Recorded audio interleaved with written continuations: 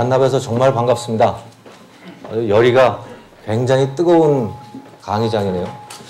세계에서 유일한 강좌인 것 같습니다. 하버드 MBA 프로그램에 가도 삼성의 CEO, 세계 최고의 기업인 삼성의 CEO들 이렇게 12분이나 만나 뵙는 그런 강좌는 만들지 못합니다. 성균관 대학에서만 유일하게 이런 강좌를 만들었고, 여러분들께서 그런 강좌를 들으시는 행운을 가지셨습니다. 그리고 여러분들은 또 당연히 그럴 만한 자격이 있으십니다. 저는 그 강좌를 예비하기 위해서 오늘 서론격으로 말씀을 드리려고 합니다. 저는 자유기업원의 원장으로 있고요. 이름은 방금 소개받은 대로 김정호라고 합니다. 그리고 자유기업원은 시장경제를 연구하고 또 그 원리를 전파하고 하는 그런 일을 하고 있습니다. 저는 그 일을 지금 근 한 10년 정도 하고 있고요. 그래서 오늘 제가 말씀드릴 내용도 기업이라고 하는 게, 여러분들이 이제 앞으로 기업 경영에 대해서 배우시게 될 텐데, 그 기업이라고 하는 것이 무엇이고 그게 시장 경제 속에서 어떤 역할을 하는 것인지, 그 기업에 대해서 우리가 제대로 알고 있는 것과 잘못 알고 있는 것이 어떤 것들이 있는지에 대해서 살펴보려고 합니다. 먼저 그러자면 기업이 활동하고 있는 우리의 경제체제, 즉 시장경제에 대해서 좀 알아봐야 될 것 같아요. 그래서 제 오늘 강의 제목은 시장경제와 기업입니다. 사진하고 제 실물하고 어떻습니까? 사진이 더 나은가요? 실물이 좀 더 낫다 그러면 좀 더 나을 텐데요, 그죠? 저 사진이 말이죠. 사진도 그 제 사진인데 제 게 아니더라고요. 얼마 전에 그 포브스라고 하는 잡지에서 와가지고 인터뷰를 해갔거든요. 그때 찍은 사진입니다, 저게. 근데 잡지를 보니까 사진이 괜찮더라고요. 그래서 그거 저 하나 주실 수 없습니까? 그랬더니 안 된대요. 사야 된대요. 제 사진인데도. 그래가지고 제 사진 주고 10만 원 주고 산 겁니다, 저게. 10만 원짜리 사진입니다. 자, 과거사에, 지금 우리나라의 이제 과거사에 대한 평가 작업이 한창이죠. 우리나라의 과거, 특히 현대사, 우리 현대사가 잘 된 것이냐, 못 된 것이냐라고 하는 것에 대해서 지금 찬반 논란이 많습니다. 단언하건대 우리나라의 현대사는 1960년대 이후의 현대사는 성공적인 역사입니다. 세계 어느 나라와 비교해 보더라도 성공적인 역사다라고 하는 것이죠. 그것은 첫 번째로 우리가 먹고 사는 문제를 해결했다라고 하는 겁니다. 먹고 사는 문제를 해결하지 못한 나라는 그 나라가 아무리 민주국가라고 하더라도 아무 소용이 없습니다. 우리는 그 먹고 사는 문제를 1960년대부터 해가지고 40년 조금 남짓한 그 짧은 기간 동안에 훌륭하게 해결을 해냈습니다. 그래서 이 그래프를 보시면요. 1964년에 우리나라 1인당 국민소득 103달러였습니다. 또 무역액 1억 2천만 달러였습니다. 그게 2004년도 작년에 어떻게 됐습니까? 10월 달에 2천억 달러를 수출액이 돌파를 했죠. 그리고 말에는 어떻게 됐습니까? 2004년 말에는 좀 꺼주시죠. 네. 2004년 말에는 2,500억 달러를 넘어섰습니다. 40년 조금 넘는 기간 동안 수출액이 2,500배가 됐습니다. 2,500배입니다. 250배도 아니고 어마어마한 성장이죠. 또 1인당 국민소득으로 하면 어떨까요? 우리 1인당 국민소득 103달러였는데 그게 12,000달러까지 올라갔습니다. 자, 그거 100배가 넘어갔죠. 그러니까 우리나라는 어마어마한 경제 성장을 했다. 이렇게 보시면 되겠습니다. 우리 먹는 문제를 가장 빠른 시간 안에 해결한 그런 나라다라고 하는 거죠. 그런데 이거 뭐 다른 나라도 다 그런 거 아니냐? 절대 그렇지 않다라는 거예요. 우리나라하고 비견할 나라 몇 나라 없습니다. 한번 몇 나라만 한번 볼까요? 자, 이게 보라색으로 되어 있는 게 우리나라입니다. 지금 그래서 70년대에 100불, 1인당 국민소득 100불 조금 남짓하던 그런 나라가 2004년도에 13,800이 됐다. 근데 이 1인당 국민소득은 무엇으로 평가하느냐에 따라서 조금씩 달라집니다. 그것을 그 당시에 환율로 평가를 하느냐 아니면 구매력으로 평가하느냐 뭐 이런 거에 따라서 약간씩 달라집니다. 어쨌든 간에 우리나라는 이 보라색으로 표시된 것을 이 그래프를 통해서 알 수 있듯이 수직 상승을 했습니다. 이거와 비슷한 추세를 보이고 있는 나라가 싱가포르이고 여기 나와 있지는 않지만 대만과 홍콩 같은 나라가 우리나라와 같은 추세를 보이고 있는 나라입니다. 자, 그런데 자, 다른 나라 한번 보자. 이게. 필리핀. 여기 이게 필리핀입니다. 요 주황색으로 되어 있는 게. 필리핀이라는 나라는요. 1960년대 말까지만 하더라도 아시아에서 일본 다음으로 잘 사는 나라였습니다. 그래서 여러분 광화문에 나가시면 여러분 어학연수 가실 때 비자 받는 건물 있죠? 미국 대사관 건물이요. 그 건물을 필리핀 건설업체가 지었습니다. 우리나라 건설업체는 그걸 지을 만한 데가 없었어요. 그 당시에. 그 정도로 필리핀은 뛰어난 나라였습니다. 아시아에서 쌀을 가장 많이 수출하는 나라였어요. 근데 이제는 쌀을 수입합니다. 필리핀이. 우습죠? 또 필리핀 그래도 지금도 수출은 꽤 많이 하는 나라예요. 뭘 수출하느냐? 가정부 수출합니다. 또 가수 수출하거든요. 근데 가수 수출의 그 질이 달라요. 우리나라 한류용품 해가지고 가수 수출 많이 하죠. 그죠? 베이비벅스니 뭐 이런 사람들 나가지고 중국 가서 그 노래 불러서 돈 벌라고 그러잖아요. 우리나라는 가수 수출을 낮 가수들을 수출합니다. 낮에 노래 부르는 사람. 필리핀은 뭘 수출하느냐? 밤 가수를 수출합니다. 그래서 저기 우리나라 뭐 순천이니 여순이 이런 데 나이트클럽 가면 필리핀 가수들 와서 밤에 노래 불러요. 한국 가수는 낮에 부르는데 그런 차이가 있죠. 그런 나라가 돼버렸어요. 필리핀이라는 나라 이렇죠. 베트남도 그렇습니다. 베트남도 꽤 잘 사는 나라였습니다. 그러니까 이런 것들을 보면 우리나라의 그 과거사라고 하는 것이 특히 현대사라고 하는 것이 굉장히 성공한 역사다라고 하는 것을 우리가 알 수 있죠. 이것은 뭐냐면 그걸 조금 더 구체적으로 그 표현을 해놓은 겁니다. 로버트 베로라고 하는 경제학 교수가 전 세계 150개 국가들을 쭉 이제 그 1960년부터 2000년까지 경제 성장률이 어떻게 되느냐라고 하는 것을 쭉 이제 도표로 만들어 본 겁니다. 대한민국 보이시죠? 사우스 코리아. 어디입니까? 제일 오른쪽이에요. 가장 경제 성장률이 높은 나라. 타이완, 싱가포르, 사우스 코리아. 그 다음이 홍콩입니다. 세계에서 가장 빠른 경제 성장을 이룩한 나라입니다.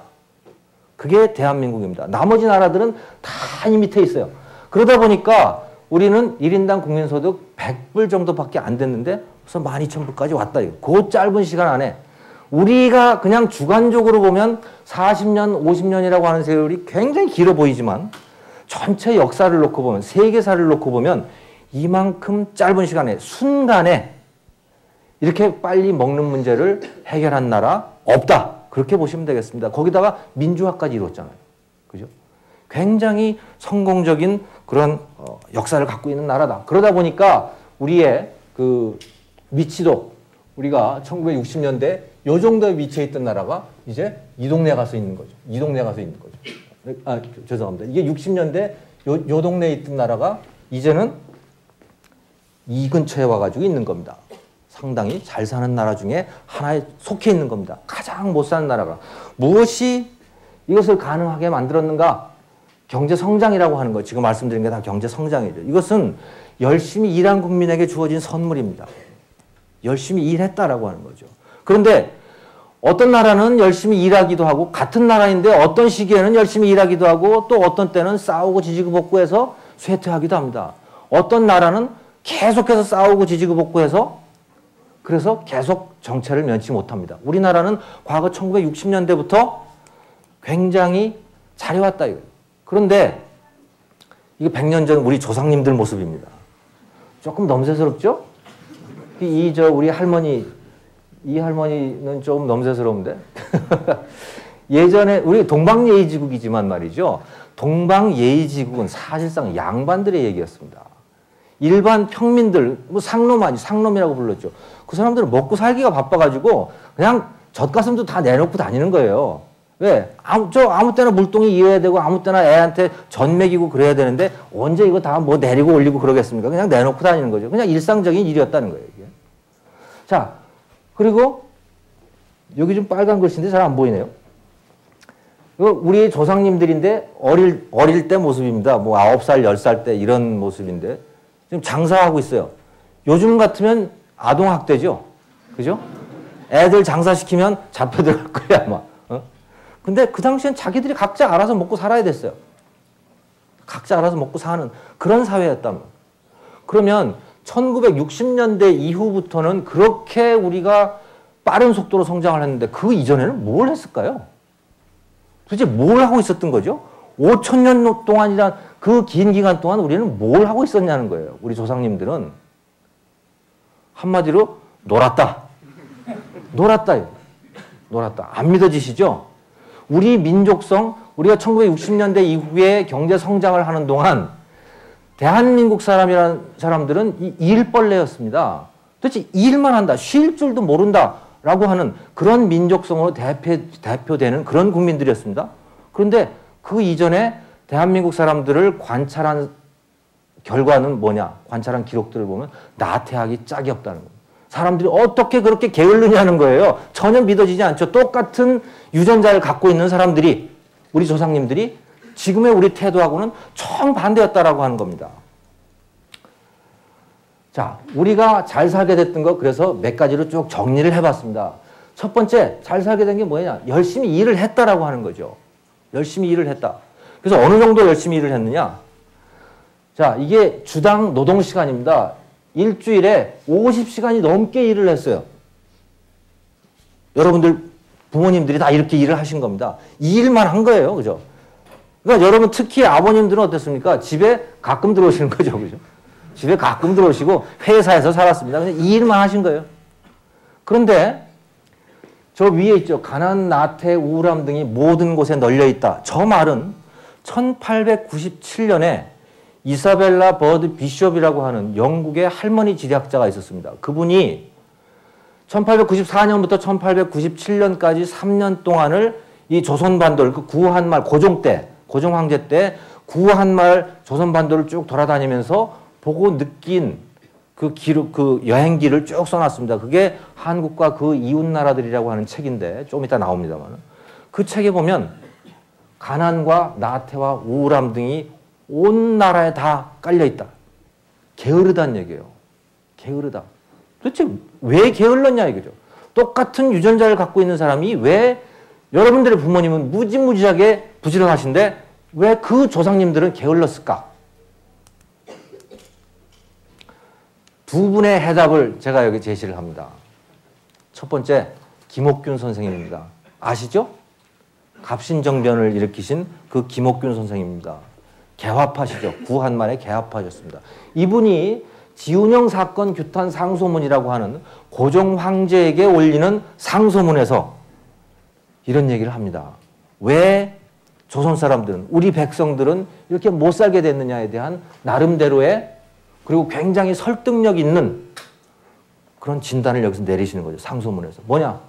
중고시대 이전에, 예전에는 이 한국이라는 나라, 조선이라는 나라가 중국과 일본보다 더 잘 살았다. 그런데 이제 산업이 모두 다 폐절해 없어져 버렸다. 이거. 먹고 사는 일이 굉장히 어려워졌다. 이유가 뭐냐? 그 양반의 신분제도에 있다라고 하는 거죠. 그래서 백성들이 돈을 좀 벌면, 이때 백성이라고 하는 거는 상민들입니다. 그러니까 평민들이죠. 백성들이 돈 좀 벌면 양반들이 다 뺏어갔다는 얘기예요. 그 얘기를 여기서 지금 그렇게 하고 있습니다. 그래서 다 그렇게 뺏어가다 보니까 다 약탈해 간단 말이죠. 그러니 뭘 하려고 하는 의욕이 있겠느냐? 이런 얘기를 하는 겁니다. 그러니까 저축도 안 하고 산업도 안 생기고 아무것도 생기질 않는다. 그래서 배고프고 가난하다. 그래서 게을르다라고 처방을 내리는 겁니다. 진단을 내리는 겁니다. 이것은 김옥균 선생님만의 처방이 아닙니다. 아까 조금 전에 말씀드렸죠? 이사벨라 버드 비숍이라고 하는 그 영국의 지리학자. 이분이 이제 조선만 다닌 것이 아니고 일본에도 가고 티벳도 가고 중국도 가고 하여간 전 세계를 다 돌아다니면서 기행문을 씁니다. 근데 그때 이제 조선에 대해서 와가지고 보고 느낀 것을 Korea and its Neighbors라고 하는 그러한 책으로 기록을 남기거든요. 그게 이화여대 이인화 교수님이라고 하는 그 국문학과 교수님이 있습니다. 그분이 이제 번역을 하셔가지고 한국과 그 이웃 나라들이라는 책으로 펴내셨는데 번역도 아주 깔끔하게 잘 돼 있어요. 여러분 한번 그 우리 조상님들이 어떻게 사셨는지를 아시려면 꼭 한번 읽어보시기 바랍니다. 1897년 그 당시입니다. 100년 전이죠. 자, 여기 아까 말씀드렸던 그 얘기 나옵니다. 가난, 나태, 우울함. 이런 것들이 곳곳에 깔려있다. 그리고 더 재미난 건 뭐예요? 관아에는 생명력을 빨아먹는 기생충들이 울거린다. 직접적으로 저런 말을 씁니다. 저 누구겠습니까? 양반들, 관료들을 얘기하는 거예요. 벼슬아치들. 저 사람들이 한국의 생명력을 빨아먹고 있다. 왜? 김옥균 선생님하고 똑같은 처방입니다. 똑같은 진단입니다. 백성들이 돈 좀 벌면 어떻게 해요? 그거 뺏어간다. 안 뺏기려고 버티면 어떻게 해? 감춰놓고 안 내놓고 그러면 데려다가 내가 내 죄를 알렸다. 라고 곤장을 치는 겁니다. 이렇게 곤장을 치는 거예요. 이랬다. 그래서 이 버드 여사의 처방이라고 하는 것, 진단이라고 하는 것도 똑같다라고 하는 겁니다. 사람들이 일을 해야 될 이유가 없었다. 오히려 여기서 말하는 건 뭡니까? 일을 해야 될 이유가 없었다 정도가 아니고 일을 하면 고통을 당했다. 돈을 벌면 오히려 고통스러웠다라고 하는 거예요. 왜? 붙잡혀가서 당하니까. 그러니까 나오는 말이 뭡니까? 가난이 그들의 최고의 방어막이다. 이런 얘기가 나오는 거죠. 그게 제일 안전한 거예요. 가난한 것이 제일 안전한 것이다. 그래서 스스로 가난하기를 선택했다라고 하는 그러한 진단을 내리는 거죠. 똑같이 우리와 똑같은 유전자를 갖고 계셨던 우리의 조상님들이 게을렀던 가장 중요한 이유다. 이거예요. 상황이 달랐기 때문에 그들은 게을렀다라고 하는 겁니다. 죄송합니다. 자, 그래서 우리가 경제 발전을 시작한 그 우리가 경제적인 도약을 시작한 그 시기는 국민들이 열심히 일하기 시작한 그 시기다라고 하는 겁니다. 그때부터 시작이 됐다라고 하는 거죠. 그런데 그때가 언제냐? 그게 60년 그때부터입니다. 박정희 대통령이 정권을 잡고 그때부터 사실은 시작이 됐다고 보시면 되는 거예요. 근데 그때 그럼 뭘 했느냐? 경제개발 계획 때문에 그랬느냐? 오히려 우리나라의 경제 발전에 관한 연구들을 다시 평가하는 걸 보면 경제개발 계획 때문에 우리가 잘 살게 된 게 아니다라고 하는 거죠. 오히려 재산권을 줬기 때문에 국민들이 우리 이런 말이 있잖아요. 뿌린 대로 거두리라 라고 하는 거예요. 거둘 수 있으면 백성들은 뿌립니다. 뿌린 것을 거둘 수 없었기 때문에 뿌리지 않았다라고 하는 거죠. 그런데 60년대 이후에 우리에게 어떤 일이 있었느냐? 뿌린 것을 거둘 수 있게 해줬다라고 하는 겁니다. 근데 완벽하지는 않았어요. 그 이전에 양반들이 백성들의 것을 다 뺏어가고 하는 그런 시스템이 완전히 제거된 건 아니었습니다. 1960년대 이후에도 말이죠. 얼마 한 10년 전까지만 하더라도 많이 뜯어갔어요. 무슨 소방서에서도 뜯어가고 명절만 되면 경찰서에서 뜯어가고 보건소에서 뜯어가고 다 뜯어갔습니다. 하지만 일제 때나 100년 전에 비해서는 훨씬 덜 뜯어간 거죠.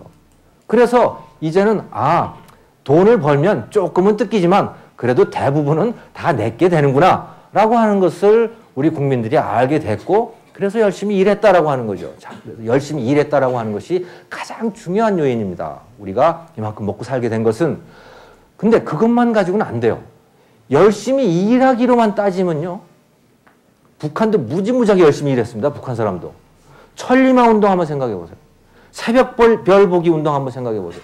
새벽부터 나가가지고 밤늦 11시, 12시까지 일을 한 거예요. 무지무지하게 열심히 일한 거죠. 하지만 일한 것만 가지고 안 된다는 거예요. 뭐가 필요하냐? 우리 소비자들이 필요로 하는 것을 만들어내야 된다는 거예요. 열심히 일하는데 그냥 무조건 땅을 팠다 묻었다 하는 그게 아니고 필요로 하는 것, 우리 국민 각자가 필요로 하는 것을 만들어내야 된다라고 하는 거거든요. 근데 그러니까 유식한 말로 하면 뭡니까? 소비자의 니즈를 파악해야 된다. 그래서 그 소비자의 니즈를 만족시키기 위해서 열심히 일하는 것, 그게 우리를 잘 살게 만든 것이죠. 그게 우리를 잘 살게 만든 거예요. 근데 이 소비자의 니즈를 파악한다라고 하는 건 굉장히 어렵습니다. 성공적인 기업이 성공할 수 있는 가장 중요한 원인 중에 하나가 뭐냐? 소비자의 니즈를 파악했다라고 하는 겁니다. 소비자들이 원하는 것이 뭔지를 파악했다는 거예요. 근데 이거 굉장히 어렵습니다. 설문조사하면 될까요? 설문조사에서 나오질 않습니다. 소비자가 뭘 원하는지를. 자, 한 가지 예를 들어볼까요? 여러분들 벅스뮤직 다 들으시죠? 아마 여기 계신 학생들의 한 80%는 벅스뮤직에서 공짜로 음악을 다운 받으셨을 텐데, 자, 벅스뮤직과 관련된 논쟁이 있잖아요. 그죠? 그 왁스나 무슨 이수만이나 SM 엔터테인먼트 이수만이나 이런 사람들은 그거 내가 만든 노래인데 뭐 당신들은 왜 공짜로 듣냐? 이제 이런 항의를 하는 것이고요. 여러분들 네티즌의 입장에서는 어떻습니까? 그거 공짜로 안 들으면 말이지. 그럼 CD를 사서 들어야 되는데, 자, CD 한 장 사보자. 그거 내 노래 한 곡, 거기 내가 듣고 싶은 노래는 하나밖에 없는데, 나머지 10곡까지 같이 내가 돈을 내야 되느냐? 나는 한 곡만 사고 싶다. 한 곡만 팔아라 말이지. 이런 논쟁이 오갔어요. 자, 여기 한번 생각을 해봅시다. 왜 CD를 사면 듣고 싶은 여러분들이 들을 만한 노래가 한 곡밖에 없을까요? 나머지 10곡, 14곡, 15곡은 왜 거기다 그냥 쓸데없이 갖다 집어넣었을까요? 이수만 씨가 돈이 남아서 그랬을까요? 노래 한 곡 집어넣으려면 거기 돈 다 들잖아요. 그죠? 작곡해야죠. 작사해야죠. 세션맨들 데려다가 거기에 다 연주시켜야죠. 녹음실 운영해야죠. 그 CD에다가 또 거기다 녹화 거기 올려놔야 되죠. 다 그렇잖아요. 다 돈 드는 일입니다. 왜 듣지도 않는 걸 거기다 다 올려놨을까요? 미쳤다? 소비자의 니즈를 파악하는 게 그렇게 어렵다는 얘기입니다. 즉, 다시 말하면 뭐냐? 그렇게 쫙 올려보는 거예요. 10곡도 좋고 15곡도 좋고 쫙 올려보는 겁니다. 그래서 그 중에 여러분들이 요거 하나 정도는 내가 들을 만해 해가지고 여러분 대부분이 그 CD를 한 장 사시면 그거는 성공한 CD입니다. 2곡, 3곡 정도 들을 만하다. 그러면 그건 대박 터진 CD입니다. 대부분의 CD는 뭐냐? 안 삽니다, 여러분들이. 왜? 한 곡도 들을 게 없으니까. 한 곡도 들을 게 없으니까 안 사고 버려지는 거예요. 무슨 얘기입니까? 그걸 음악을 만드는 사람들이, CD를 만드는 사람들이 버리고 싶어서 그걸 만들었겠냐, 이거. 그게 아니죠. 모르기 때문에. 여러분들이 원하는 게 뭔지를 모르기 때문에 일단 만들어 놓고 골라보십시오. 라고 하는 거예요. 시장의 테스트를 거치게 하는 거죠. 그만큼 소비자의 니즈를 파악한다는 것은 어려운 일입니다. 치열한 경쟁이 필요하고 수많은 시행착오가 필요한 것들이죠. 그런데 북한이나 소련이나 이런 데서는 열심히 국민들로 하여금 일은 시켰지만 그 소비자의 니즈가 뭔지를 몰랐어요. 그것을 책상에 앉아서 컴퓨터를 두드려가지고 알려고 했어요. 그건 알아지는 게 아니에요. 그렇게. 몸으로 부딪혀서 아는 수밖에 없는 거죠. 삼성전자가 핸드폰 좋은 거 만들고 이런 이 디스플레이 아주 어마어마하게 좋은 제품을 만들지만 좋은 이유는 물건이 좋아서가 아닙니다. 여러분들이 좋다고 받아들이기 때문에 그것이 좋은 겁니다. 즉, 좋은 물건이 잘 팔리는 것이 아니에요. 잘 팔리는 물건이 좋은 것입니다. 여러분들 기업에 가셔도 똑같습니다. 여러분들이 기업에 가셔가지고 내가 생각할 때 이거 정말 좋은 물건이야 라고 아무리 만들어봐야 소용이 없어요. 아무리 열심히 만들어봐야 소용이 없습니다. 팔리지 않으면 그건 끝이다 이거예요. 그것이 좋은 물건인지 아닌지를 판단하는 궁극적인 판단자는 누구냐? 소비자입니다. 그리고 그것은 사전에 알아내기가 굉장히 어려운 거죠. 그것을 알아낼 수 있으면 그것은 성공한 기업입니다. 삼성전자처럼 성공을 할 수가 있는 거죠. 소비자의 니즈라고 하는 게 그렇게 중요하다 이거예요. 그러니까 북한도 무지하게 열심히 일을 했지만 천리마운동 같은 걸 통해서 하지만 소비자의 니즈를 파악을 못했고 소비자의 니즈에 기초한 제품들을 만들지를 않았기 때문에 결국은 어떻게 됩니까? 쓸데없는 물건을 만든 거예요. 다. 아무도 필요로 하지 않는 물건들을 만들었다 이거예요. 그러니까 다 낭비한 거죠. 그죠? 그 수많은 노력과 시간과 정열을 다 그냥 허공에다 날려버리고 만 것이라는 거예요. 쓸데없는 걸 만들었으니까. 그래서 소비자의 니즈가 있는 것을 생산했다라고 하는 거예요. 그 다음에 또 하나는 세계 분업체제에 참가했다라고 하는 것이죠. 우리나라 전통적으로 은자의 나라였잖아요. 그죠? 은자의 나라. 조용한 아침의 나라. 이게 뭡니까? 돌려 얘기하면 쇄국 정책을 했다는 거거든요. 문을 닫아 걸었다는 얘기입니다. 나라의 문이 열리면 시끌시끌합니다. 그 나라가. 조용할 수가 없어요. 5만 사람들이 다 들어와가지고 장사하고 막 이러니까. 근데 조용했다는 얘기는 그만큼 문을 닫아 걸었다는 얘기거든요. 대원군께서 쇄국 정책으로 유명하시죠?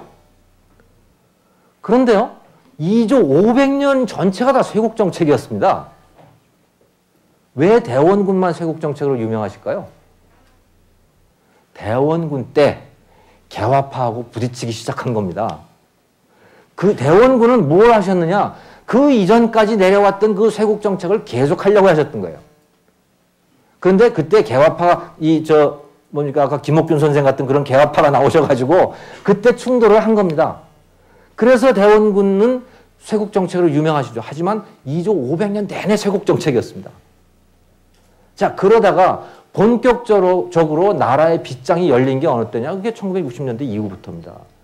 수입은 그때도 상당히 닫혀 있었지만 수출은 최소한 다 열려 있었다. 그리고 수출을 하기 위해서 필요한 원자재들, 중간재들, 이것은 문을 다 열어놨습니다. 그걸 수입하는 것은. 그러니까 1960년대 이후에 문을 다 열어주고 우리가 세계 경제체제 속에 들어가겠다는 얘기예요. 그 이전에 쇄국 정책을 했을 때는 뭡니까? 우리나라는 자급자족 체제였죠. 우리나라의 국민들이 쌀 농사를 짓고 뭐 길쌈을 해가지고 옷을 만들고 뭐 방자 유기를 만들어서 그릇 뭐 백자 뭐 이런 걸 만든 건 다 누구를 위해서 만들었습니까? 다 우리나라 국민들을 위해서 만든 거 아니에요, 그죠? 우리나라 국민들이 쓰기 위한 제품을 만든 것이죠. 자급자족입니다. 그런데 60년대 이후에 했던 건 뭐냐? 그게 아니죠. 우리나라 국민들이 그때부터 시작한 것은 다른 나라 국민들, 미국 사람들이 필요로 하는 것, 일본 사람들이 필요로 하는 것, 영국 사람들이 필요하는 것, 그것을 만들기 시작한 거예요. 그래서 우리가 필요로 하는 건 어떻게 합니까? 그 물건 팔아서 사다 쓴다. 그런 개념이죠. 그래서 의존적으로 한 거죠. 그 이전까지는 소위 주체사상 비슷한 겁니다. 그죠? 우리가 필요한 거 우리가 만든다. 우리가 다 해결한다. 이런 거였는데 1960년대 이후부터는 뭐냐? 의존적으로 하겠다라고 하는 거예요. 다른 나라에 팔고 다른 나라로부터 사오겠다고 서로 상호 의존 관계를 만들겠다라고 하는 거죠. 그러다 보니까 대량 생산이 가능해진 거죠. 시장이 얼마나 넓어집니까? 그죠? 그 이전에는 2천만 한국 동포들만을 대상으로 한 생산이었는데 그게 문을 열어주고 나니까 미국도 시장이고 뭐 캐나다도 시장이고 영국도 시장이고 다 시장이 우리 시장이 돼버린 거예요. 그래서 대량 생산이 가능해졌다. 그리고 다른 나라에서 대량 생산해가지고 싸게 만들어진 것을 우리가 우리 물건을 판 돈을 가지고 싸게 사온다는 그렇게 해서 교환을 한 거죠. 그게 세계 분업 체제입니다. 근데 이것은 그렇게 쉬운 결정은 아니었다라고 하는 거죠. 그 당시로서는 1945년 2차 대전이 끝나고 나서 많은 나라들이 식민지 상태에서 독립을 했잖아요. 독립한 나라들의 가장 큰 관심사가 무엇일 것 같습니까? 그것은 독립입니다. 과거로부터 단절을 하는 겁니다. 지금 우리 지금 그거 하겠다고 지금 그러잖아요. 그죠? 친일파 청산하겠다라고 하는 게 지금 그거예요. 과거로부터 단절하겠다라는 걸. 근데 대부분의 나라가 다 그걸 하고 싶어 했습니다. 식민지 국가들이. 독립을 했으니까. 그래서 가장 큰 관심사가 뭐냐? 어떻게든지 과거의 그 나라의 것은 무조건 다 버린다. 다 버린다. 그래서 그 나라하고 장사도 안 하는 거예요. 자기 종주국하고는. 또 그 종주국이 갖고 있던 경제체제가 뭐였습니까? 자본주의 체제였잖아요.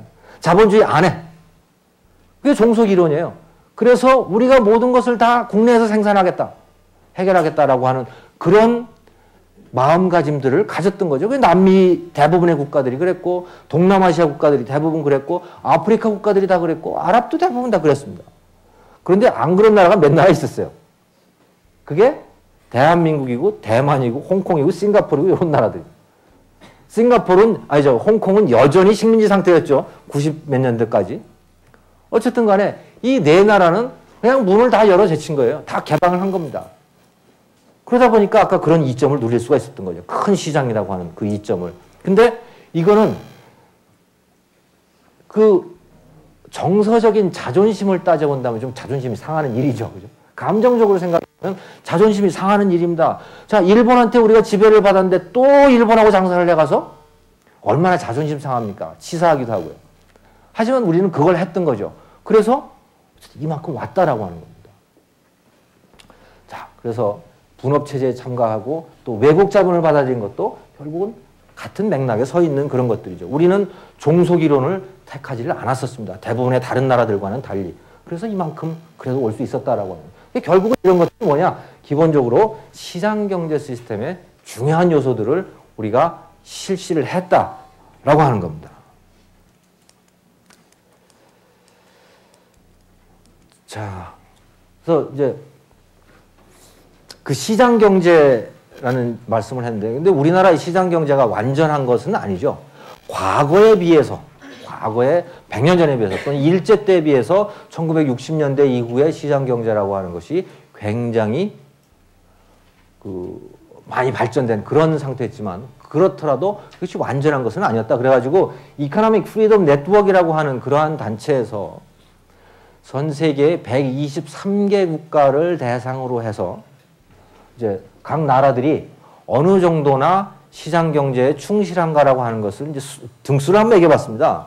2002년도 자료인데요. 이건 그러니까 작년에 2004년에 나온 자료입니다만은 2년 전 거를 하기 때문에 2002년입니다. 가장 최근 자료인데 이게. 자, 가장 시장 경제에 충실한 나라 쭉 봤더니 1위가 홍콩이고 2위가 싱가포르, 그다음에 뉴질랜드, 스위스, 영국, 미국 뭐 이런 순으로 쭉 가고 있습니다. 한국 몇 위쯤 됩니까? 네, 31위죠? 여기 31위입니다. 자, 지금 2002년 자료, 그리고 제일 꼴찌는 어딘가요? 보이시죠? 미얀마, 짐바브웨, 뭐 이렇게 콩고 뭐 이런 나라들입니다. 뭐 독재 국가들이고 뭐 완전한 사회주의 국가고 압제 국가고 그러죠. 북한도 이 언저리 어디에 있을 텐데 북한은 여기 들어가지 않은 게 자료가 없어가지고 평가를 할 수가 없어요. 그래서 여기 빠졌습니다. 전 세계의 나라들이 200개가 넘잖아요. 올림픽 할 때 보면 200개가 넘는 나라들이 있는데 그 중에서 평가할 수 있는 나라가 123개 국가였습니다. 나머지는 데이터도 잘 없고 그래가지고 이제 그렇게 된 거죠. 요게 2002년대 그 전에는 어땠냐? 우리나라가 26위죠. 여기서는 26위입니다. 홍콩과 싱가포르는 여전히 1, 2위로 저렇게 있습니다. 그리고 뭐 그 언저리에 비슷한 나라들이 좀 있죠. 그래서 그 미얀마는 역시 마찬가지로 123위입니다. 여기. 자, 우리가 여기서 26에서 31로 등수가 떨어졌잖아요. 이것은 우리가 그 당시에 2001년에서 2002년으로 갈 때 특별히 무슨 반시장적 조치를 해서 그런가 그런 것보다는 다른 나라들이 더 가서 그런 거예요. 다른 나라들이 시장 경제적인 요소를 더 많이 받아들이고 있기 때문에 우리의 상대적인 위치가 저렇게 되고 있는 것이죠. 예를 들자면 중국, 점점 더 자본주의적으로 돼가고 있죠. 점점 더 시장 경제적인 요소가 강해지고 있죠. 브라질도 뭐 거의 한 7, 80% 사회주의 국가였었는데 브라질이라고 하는 나라도 시장 경제적인 요소를 점점 더 많이 받아들이고 있는 것이죠. 그래서 다른 나라들이 전체적으로 이렇게 그 시장 경제 쪽으로 가고 있기 때문에, 근데 우리나라는 거의 비슷한 수준에 머물러 있기 때문에 이제 이렇게 등수가 떨어진 거다. 이렇게 보시면 되겠습니다. 자, 이걸 가지고요, 이 등수를 가지고 한번 봤습니다. 이 시장 경제를 하면 도대체 소득 수준이 어떻게 됐냐라고 하는 것을 봤더니요, 아주 단순한 겁니다만은 이 123개 국가를 5등분을 했습니다. 그래서 1등부터 25등, 26등부터 50등, 또 51부터 75 이렇게 해가지고 5등분을 해가지고 그 나라들의 1인당 평균 소득이 어느 정도나 되는가라고 하는 것을 이제 그래프로 찍어본 겁니다. 그랬더니요, 그 랭킹이 가장 높은 25개의 나라들 1인당 평균 소득 26,000.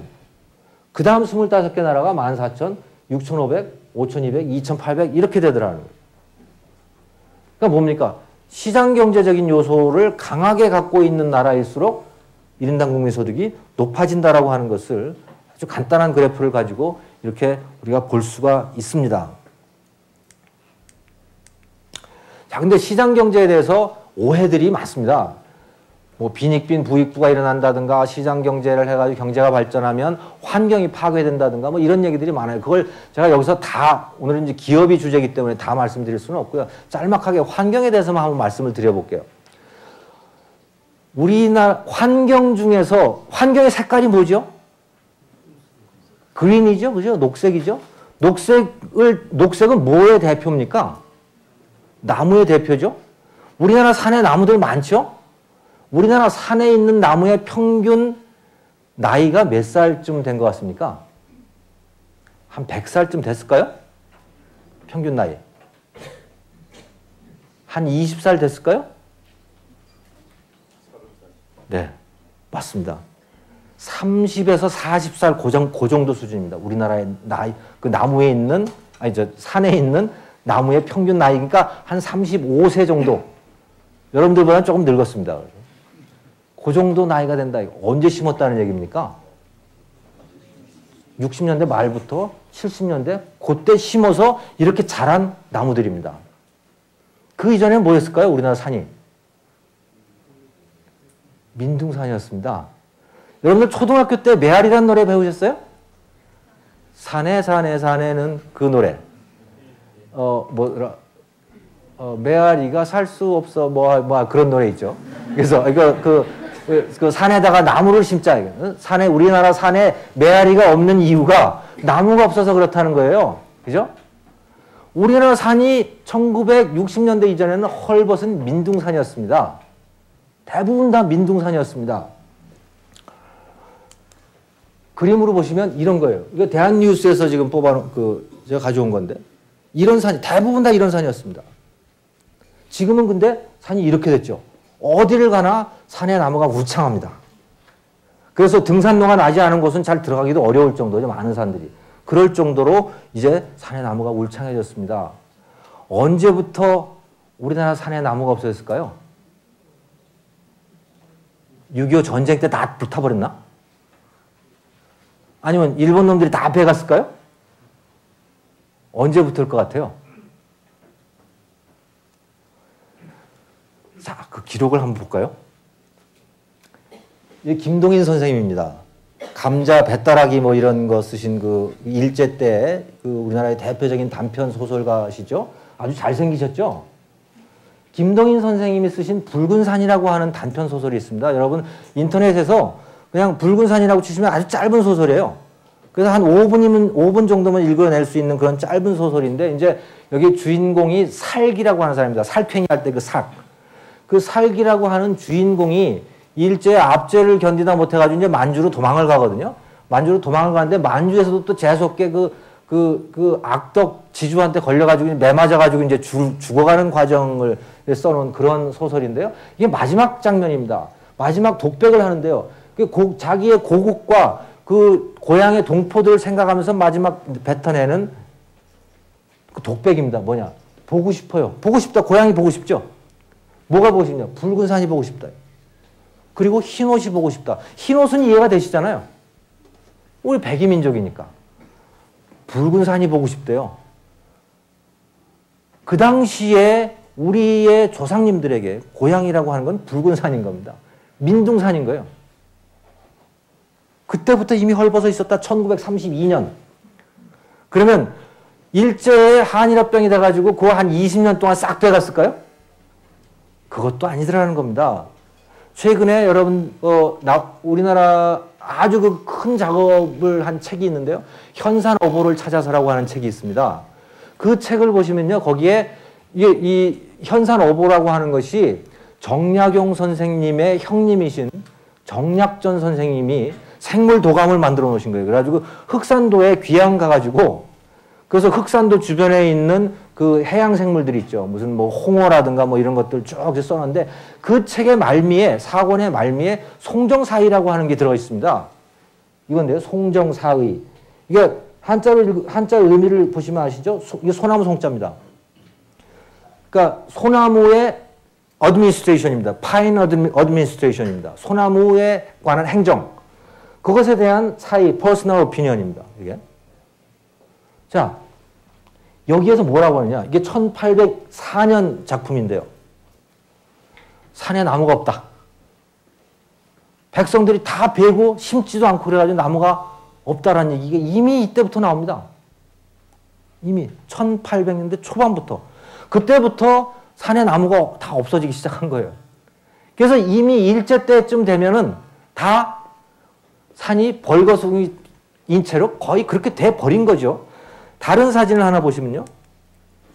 이게 1800년대 말의 시골 풍경입니다. 지금 보세요. 산에 나무가 없죠. 산에 나무가 없습니다.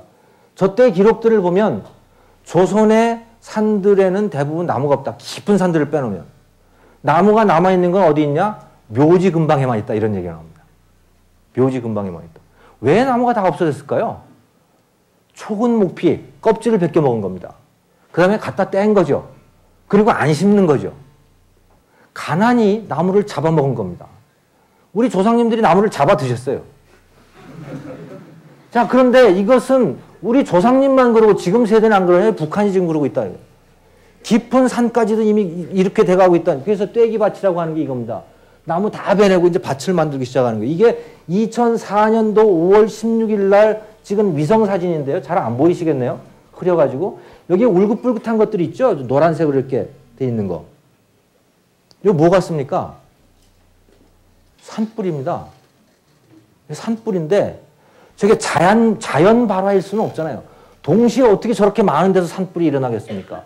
근데 북한에서는 저게 뭐라고 밝히지 않는 거예요. 추측하기는 堆기반 만들고 있는 과정이다. 그렇게 추측을 하고 있는 거죠. 저렇게 동시에 수많은 데서 위성사진으로 찍힌 겁니다. 놀라울 정도죠. 가난이 그린을 잡아먹고 있습니다. 자, 우리는 경제발전이 환경을 파괴한다고 생각하잖아요. 그렇지만 증거를 보라는 거죠. 우리의 그린은 경제발전 과정 중에 만들어진 겁니다. 그러잖아요. 왜? 나무를 잡아먹지 않아도 되니까. 심어놓으면 그냥 자라니까. 물론 나무를 베지 못한 것도 있었지만 그 이전에도 나무 베지 못하게 했었어요. 1800년 초반 그 정약전 선생님의 그 글에도 보면 거기도 나무를 베면 갖다가 곤장 치고 뭐 이런다는 얘기가 쭉 나옵니다. 그럼에도 불구하고 없었다 이거예요. 가는 배가 고픈데 어떡합니까? 추운데 어떡합니까? 그런 것을 해결하기 위해서 나무가 필요 없어진 거죠. 그래서 그린이 생긴 겁니다. 후진국이 깨끗하냐? 선진국이 깨끗하냐? 후진국의 나무가 많은가? 선진국의 나무가 많은가? 한번 비교를 한번 해보십시오.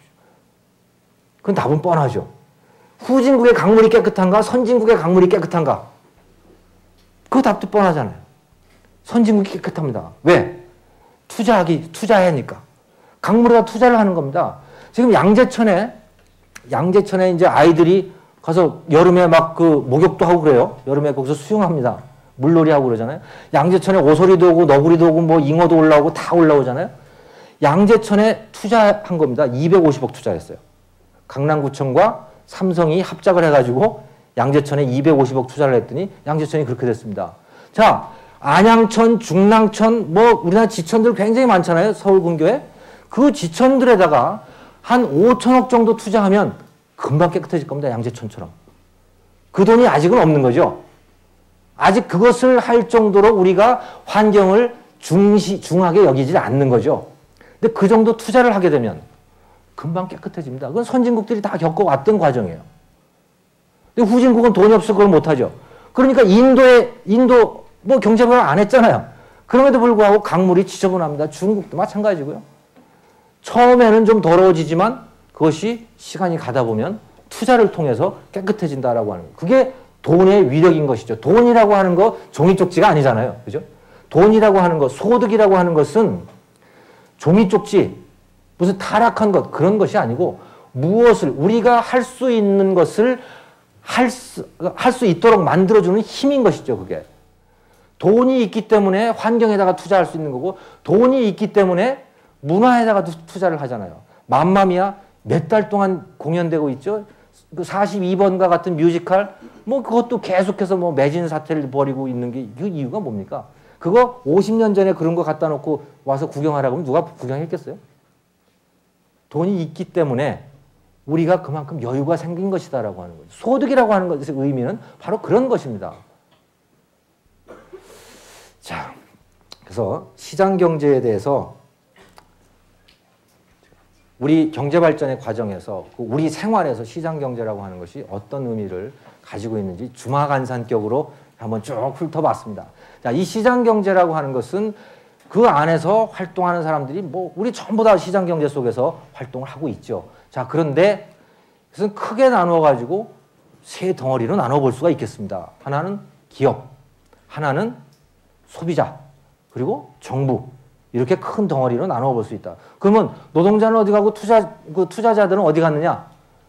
기업의 일부라고 그렇게 보시면 되죠. 그 한 덩어리죠. 그죠? 투자자와 근로자들과 경영자와 이런 사람들은 한 덩어리를 이루어가지고 하나의 기업을 이루고 있는 거라고 그렇게 보시면 되겠습니다. 그리고 소비자가 있고 또 정부가 있다. 정부는 제도를 만드는 것이죠. 자, 이 기업이 하는 일은 뭡니까? 기업이 하는 일은 소비자들이 필요로 하는 제품을 만들어서 공급하는 거죠. 파는 거죠. 그죠? 파는 거다. 자, 그 기업은 경쟁에 늘 노출되어 있죠. 그죠? 자, 삼성, 여러분들 삼성 CEO들의 강의를 들으시지만 삼성이 그래서 지금 굉장히 성공적으로 나가고 있지만 삼성전자도 그렇게 잘 나가고 있는 삼성전자도 늘 목숨이 간달간달합니다. 왜? 조금만 잘못하면 어떻게 됩니까? LG전자가 따라와서 시장을 잡아먹어요. 늘 경쟁에 노출되어 있는 겁니다. 이건희 회장이 내가 10년 앞을 내다보면 뭐 먹고 살지 가슴이 뭐 등골이 서늘하다고 하는 얘기를 하는 이유가 뭡니까? 시장이라고 하는 게 늘 그렇다는 거예요. 삼성과 LG와 모토로라와 노키아와 이런 회사, 이런 기업들이 서로 치열하게 경쟁을 하고 있기 때문에 조금만 한눈을 팔다 보면 금방 시장이 싹 날아가 버린다. 시장이 날아간다는 건 무슨 얘기입니까? 시장이 어디 하늘로 가나요? 여러분들이 삼성전자의 제품을 안 쓴다는 얘기입니다. 그게 경쟁이잖아요. 경쟁이라고 하는 것은 소비자들의 선택을 받아내기 위한 경쟁이거든요. 여러분들께서 핸드폰을 사실 때, 자, 삼성전자의 애니콜을 살 것인가, 사이언을 살 것인가, 아니면 뭐 스카이를 살 것인가, 그거 잘 놓고 비교를 해 보시는 거죠. 그게 기업들로 하여금 경쟁을 하게 만듭니다. 왜? 소비자의 선택을 못 받으면 그 기업은 망하는 거죠. 기업의 생사를 결정하는 궁극적인 판단자는 누구냐? 그건 은행도 아니고 정부도 아니고 소비자입니다. 바로 여러분들 자신입니다. 여러분들이 그 기업의 제품을 사주면 그 기업은 경쟁에서 성공하는 것이고 여러분들이 안 사주면 그 기업은 경쟁에서 탈락하는 거죠. 그게 바로 경쟁의 본질인 것이고 기업의 본질이기도 한 것이죠. 그러니까 소비자가 어떻게 하느냐에 따라서 기업이 어떻게 하느냐도 결정이 됩니다. 예를 들자면 이런 것이죠. 여러분들께서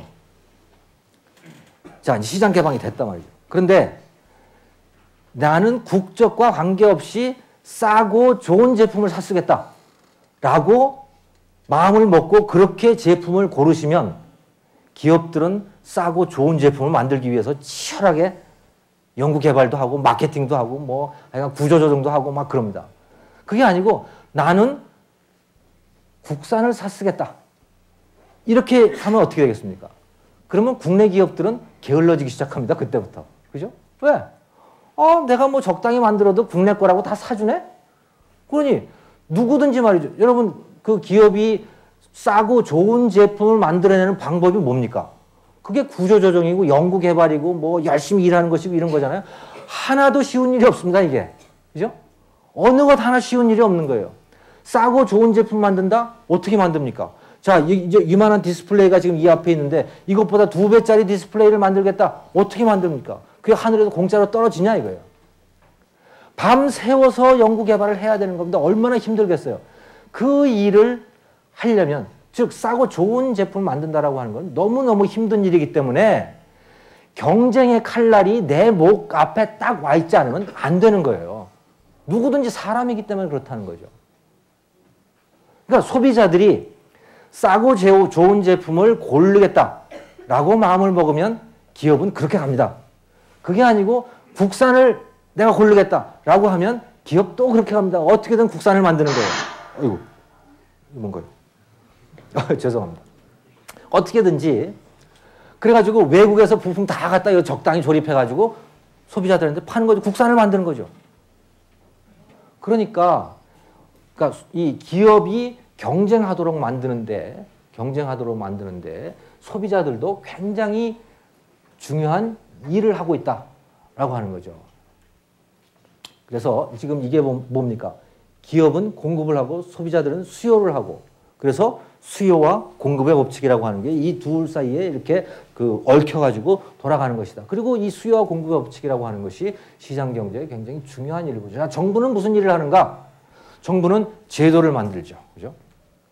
자, 시장이 어떻게 돌아가게 할지를 정부가 결정을 합니다. 그래서 정부가 자, 싸고 좋은 제품을 만드는 기업은 네가 승리한다 라고 그냥 그렇게 정부가 결정하고 있으면 시장은 그렇게 갑니다. 근데 그게 아니고 정부가 약자인 기업을 도와주겠다, 강자인 기업을 누르겠다, 소비자들한테 무슨 제품을 주든 그건 별로 관계가 없다라고 하면 기업들은 어떻게 할까요? 약자인 척합니다. 그래야 자기한테 이득이 되잖아요. 기업은 늘 자기한테 이익이 되는 방향으로 행동을 합니다.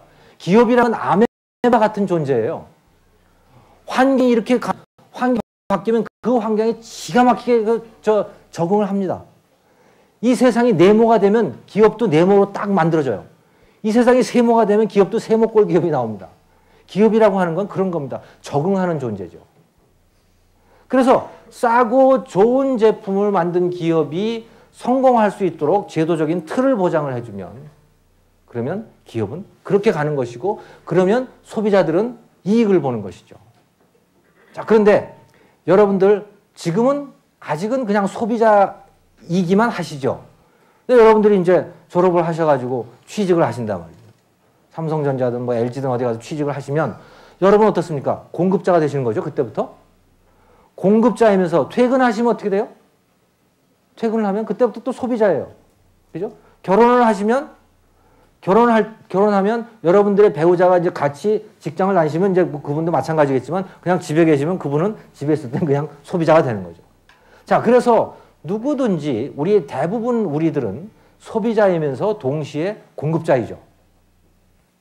자, 그런데 치열하게 경쟁을 합시다라고 하는 얘기는 무슨 얘기냐? 기업을 치열하게 경쟁에 내몰아야 됩니다라고 했을 때 그건 무슨 얘기냐?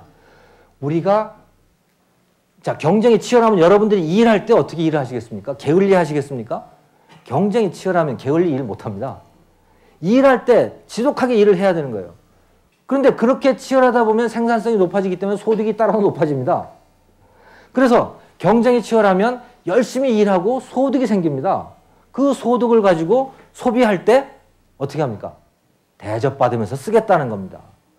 그게 치열한 경쟁이 있는 사회입니다. 경쟁이 없는 사회는 어떨까요? 일할 때 적당히 일합니다. 회사 가서 적당히 하는 거죠. 하지만 적당히 일하면 생산성도 낮기 때문에 전체적으로 소득 수준이 떨어집니다. 그럼 쓸 때 별로 쓸 게 없어요. 그리고 음식점 가더라도 음식점끼리 경쟁이 치열하지 않으면 어떻게 될까요? 음식점 친절하지 않고 맛도 별로 없어집니다.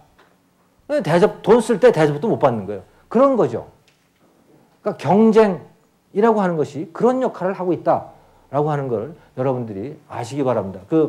그리고 이 정부는 그런 것들을 보장을 해줘야 되는 거죠. 그런 시스템을 보장을 해줘야 된다라고 하는 겁니다. 근데 이 정부의 역할에서 반기업 정서라고 하는 것이 차지하는 게 굉장히 큰데, 그건 다시 말씀을 드리고요. 자, 이제 그래서 기업에 대해서만 다시 들어가서 한번 생각을 해보겠습니다. 여러분들 졸업하시면 이제 벤처를 차리실 분들도 있을 거예요. 많은 분들이 저는 사업을 시작했으면 좋겠습니다. 단순히 그냥 기업에 취직하기보다 여러분들이 스스로 기업을 일구는 건 정말 그것만큼 가치 있는 일이 없는 것이죠. 자, 예를 들어서 여러분께서 게임을, PC방 가가지고 게임을 열심히 하시다가, 아, 나 이 게임 마음에 안 들어. NHN에서 지금 쓰고 있는 그 게임 마음에 안 들어요. 요즘에 제일 재밌는 게임이 뭔가요? 스타크래프트인가요, 아직도? 자, 어쨌든 새로운 게임을 하나 여러분들이 개발을 하셨습니다. 여러분들이 열심히 해가지고 개발을 하셨어요. 그래서 이거를 가지고 이제 장사를 해보고 싶단 말이죠. 자, 장사를 해보고 싶으신데, 그러려면 마케팅도 해야 되고, 온라인 게임 같으면 특히 그 시스템을 오퍼레이션 하는 사람도 있어야 될 테고, 또 경영 결정을 하는 사람도 있어야 될 테고, 여러분 사장이니까 비서도 있어야 될 테고, 뭐 그럴 거 아닙니까? 자, 그때 그 서비스를, 그게 다 서비스죠. 그 서비스를 어떻게 조달을 하시겠습니까? 두 가지 방법이 있습니다. 하나는 사람을 고용을 하는 겁니다. 그죠? 여러분들께서 어디서 펀딩을 받으셔가지고 사람을 고용을 하는 거예요. 그래서 자, 너는 마케팅 담당, 당신은 오퍼레이션 담당, 당신은 내 비서. 그래가지고 딱 두고 이제 폼나게 이렇게 사는 방법도 있습니다. 또 다른 한 가지 방법이 있습니다. 다 아웃소싱을 하는 거예요. 여러분은 1인 기업이 그냥 되시고 다 아웃소싱을 한다. 1인 기업은 사실 기업도 아니죠. 그죠? 어쨌든 다 아웃소싱. 그래서 마케팅, 자, 어떤 다른 사람하고 마케팅 계약을 하는 겁니다. 당신은 내가 이런 게임을 만들었으니까 이것을 최대한 하여간 그 잘 좀 팔아달라. 그 대신 그에 대해서 내가 대가를 얼마 주겠다. 라고 하는 거예요. 그 다음에 오퍼레이션도 역시 마찬가지로 아웃소싱을 줍니다. 자, 비서도 마찬가지로 비서 서비스만 따라 아웃소싱을 줄 수 있는 거죠. 그죠? 자, 이렇게 하는 거하고 어떤 차이가 있을까요? 아웃소싱을 하면 별로 골치 썩일 일이 없습니다. 없을 것 같죠? 그런데 아웃소싱을 하게 되면 어떤 게 결과만 챙기게 되는 거예요. 근데 나중에 자, 1년 단위 계약을 했는데 1년 후에 보니까 얘가 완전히 그 엉망으로 만들어 버렸어요. 근데 그 중간에 어떻게 해볼 수가 없는 거죠. 아웃소싱이라고 하는 건. 근데 여러분들이 직접 사람을 고용을 하면 어떻습니까? 그러면 사무실도 운영해야 되고 뭐 어떻게 해야 되지만 어쨌든 놓고 볼 수 있잖아요. 놓고 감독을 할 수 있잖아요. 지시할 수 있고 명령할 수 있지 않습니까? 그래서 일장일단이 있습니다. 그게. 그런데 기업이라고 하는 건 뭐냐? 바로 여러분들이 사무실을 하나 마련을 해가지고 고용을 해놓고 그 사람들을 지시, 감독하는 겁니다. 통제하는 겁니다. 그래서 그렇게 이루어진 그 관계의 덩어리, 그게 기업인 것이죠. 그게 기업이다. 그 반대말은 아웃소싱인데, 그러니까 시장에서 자유로운 계약을 통해서 내가 필요로 하는 것을 조달하는 것. 그거는 시장 관계입니다. 기업은 그게 아니고 자기가 직접 사람을 고용을 해서 그 사람에게 지시, 감독, 통제, 명령 이런 걸 하는 거죠. 그러니까 시장 경제라고 하는 것은 기본적으로 자유로운 계약 관계로 얽혀 있는 것인데 그 중에서 섬처럼 명령과 통제의 관계로 엮여져 있는 그런 덩어리들, 그게 기업입니다. 그렇기 때문에 시장 경제 속에 들어있는 기업이라고 하더라도, 기업이 시장 경제 속에 들어있다고 하더라도 그 안에서는 공산주의 사회 비슷하게 된 겁니다. 독재 체제 비슷하게 되어 있는 거죠. 기업이라고 하는 건 기본적으로 독재 시스템이다 라고 그렇게 생각을 해보시면 되겠습니다. 왜? 그게 전혀 다른 선택사항이기 때문에 그런 거죠. 그래서 명령과 통제와 감독과 이런 것들로 구성된 것. 그게 기업이고 그게 자유시장과 자유계약시장, 아웃소싱 뭐 이런 것들과는 반대 말이다. 왜 명령 통제를 하게 되는가? 그것은 계약을 하기가 굉장히 힘들다라고 하는 거죠. 또 그리고 계약을 믿을 수도 없다라고 하는 거예요. 예전에 뭐 그렇게 오래된 예전도 아니죠. 불량만두 가지고 뭐 난리 법석을 쳤잖아요. 자, 근데 그 불량만두가 뭡니까? 만두 속을 공급하던 업체가 문제를 일으킨 거 아니에요. 자, 그런데 그 전까지의 상태를 한번 보십시오. 그러면 도투랑 만두니 무슨 혜태 만두니 이런 데에서, 혜태식품이 이런 데에서 자기가 직접 만두 속을 만드는 것보다는 그것만 전문적으로 만드는 사람에게 아웃소싱을 주면 내가 사람을 놓고 쓰는 것보다는 훨씬 싸고 좋은 제품이 나올 거라고 생각을 했기 때문에 그렇게 한 거죠.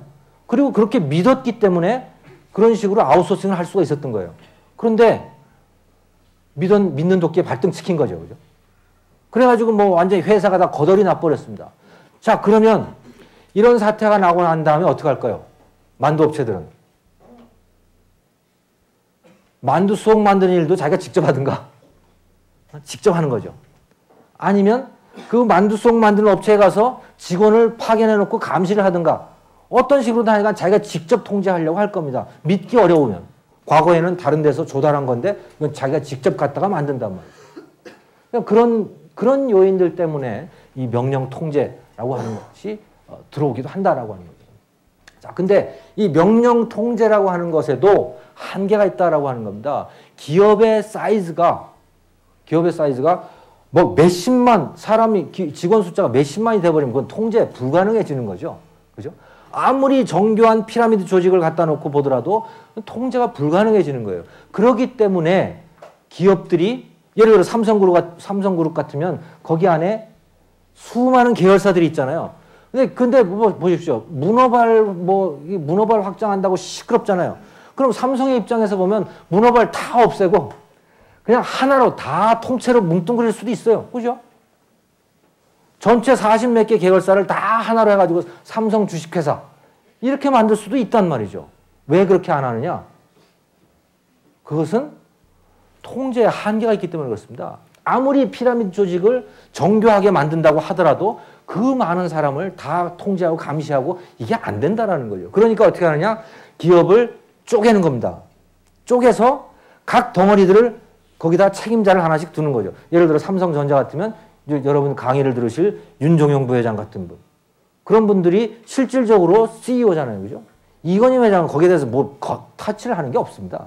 실질적으로 우리나라는 지금 전문 경영인 체제가 되고 있어요. 삼성 같은 경우는 보면. 대부분 다른 기업들도 실질적으로 전문 경영인 체제입니다. 근데 오너가 있느냐 없느냐 그 차이는 있지만 어쨌든 오너가 있다고 하더라도 경영에 대해서 직접 간섭을 안 하고 할 수도 없어요. 어떻게 다 알아요, 그걸? 알 방법이 없기 때문에 할 수도 없는 것이죠. 그렇다는 겁니다. 그래서 기업이라고 하는 게 무한정 커질 수는 없다라고 하는 거죠. 그래서 여러 개의 이 덩어리들이 있고 그것이 어느 정도 한계가 되면 거기서 또 다른 기업들이 생기고 뭐 이렇게 해가지고서 그 기업들끼리 또 거래를 한다라고 하는 거죠. 그래서 시장과 기업이라고 하는 것은 그런 관계를 가지고 있다. 자, 기업은 왜 중요한가? 이미 이건 다 말씀을 드렸습니다. 소비자들이 풍요로워지려면 물건들이 싸고 좋아야 되잖아요. 핸드폰도 싸고 좋은 게 공급이 돼야 되고 옷도 그렇고 먹는 것도 그렇고 뭐 자동차도 그렇고 싸고 좋은 게 공급이 된다면 같은 소득으로라도 더 많은 것을 소비할 수가 있으니까 우리가 그만큼 풍요로워진다라고 하는 겁니다. 돈은 있는데 쓰는 게 비싸면 물건값이 비싸면 아무 소용이 없는 거죠. 그죠? 그래서 싸고 좋은 거를 생산해낸다라고 하는 것. 또 하나는 소득을 기업으로부터 다 기업이라고 하는 파이프라인을 통해서 소득이 발생하는 경우가 많잖아요. 그죠? 뭐 여러분들 취직하면 이제 임금도 기업으로부터 받는 거고 또 투자자들은 기업으로부터 배당도 받고 거기서 주가도 뭐 오르기도 하고 내리기도 하고 이렇게 된다라고 하는 거죠. 또 은행은 어떻습니까? 은행도 마찬가지로 기업에 대출을 해줘가지고 거기서 수익을 남기고 그게 예금자들한테 다시 분배가 되고 하는 뭐 그런 일들이 이 기업이라고 하는 파이프라인을 통해서 이루어진다라고 하는 거예요. 그래서 기업이 중요하다. 기업이 자유로워야 한다. 제가 그 원장으로 있는 직장은 자유기업원입니다. 기업은 자유로워야 되는데 왜 자유로워야 되느냐? 왜 자유로워야 되느냐? 두 가지 큰 이유가 있겠습니다. 기업이 자유로우면요. 기업은 경쟁을 할 수밖에 없습니다. 자, 경쟁은 왜 하느냐? 돈 좀 된다 싶으면 누구든지 다 거기 뛰어들어가고 싶잖아요. 예전에 한국 기업에 대해서 비난하는 그 얘기들이 많았습니다. 지금은 오히려 그게 칭찬이 돼버렸는데 뭐냐? 제가 하면 나도 한다 이거예요. 제가 하면 나도 한다. 중동에서 누가 돈 좀 벌었다? 그러면 나도 가. 건설회사 만들어 뛰어들어가는 거예요. 그래가지고 벌 때처럼 뛰어들어간다. 우리나라 기업들은 누가 하나 뭐 한다면 그게 뭡니까? 기업의 자유예요. 자, 저 사람이 저희가 돈 버니까 저기 돈벌이가 되네? 나도 가서 해야지. 그게 기업의 자유죠. 가서 나도 돈 벌게 해달라. 그게 자유죠. 그런데 기업의 자유가 있으면요. 경쟁이 필연적으로 생기게 되는 거죠. 왜? 돈 벌기 위해서. 남 돈 버는 게 배 아프기도 하니까 나도 가서 벌어야겠다. 기업의 자유는 경쟁을 만들어낸다라고 하는 거죠. 그리고 경쟁은 또 기업으로 하여금 싸고 좋은 제품과 서비스를 생산하도록 목에 칼을 들이댄다라고 하는 겁니다.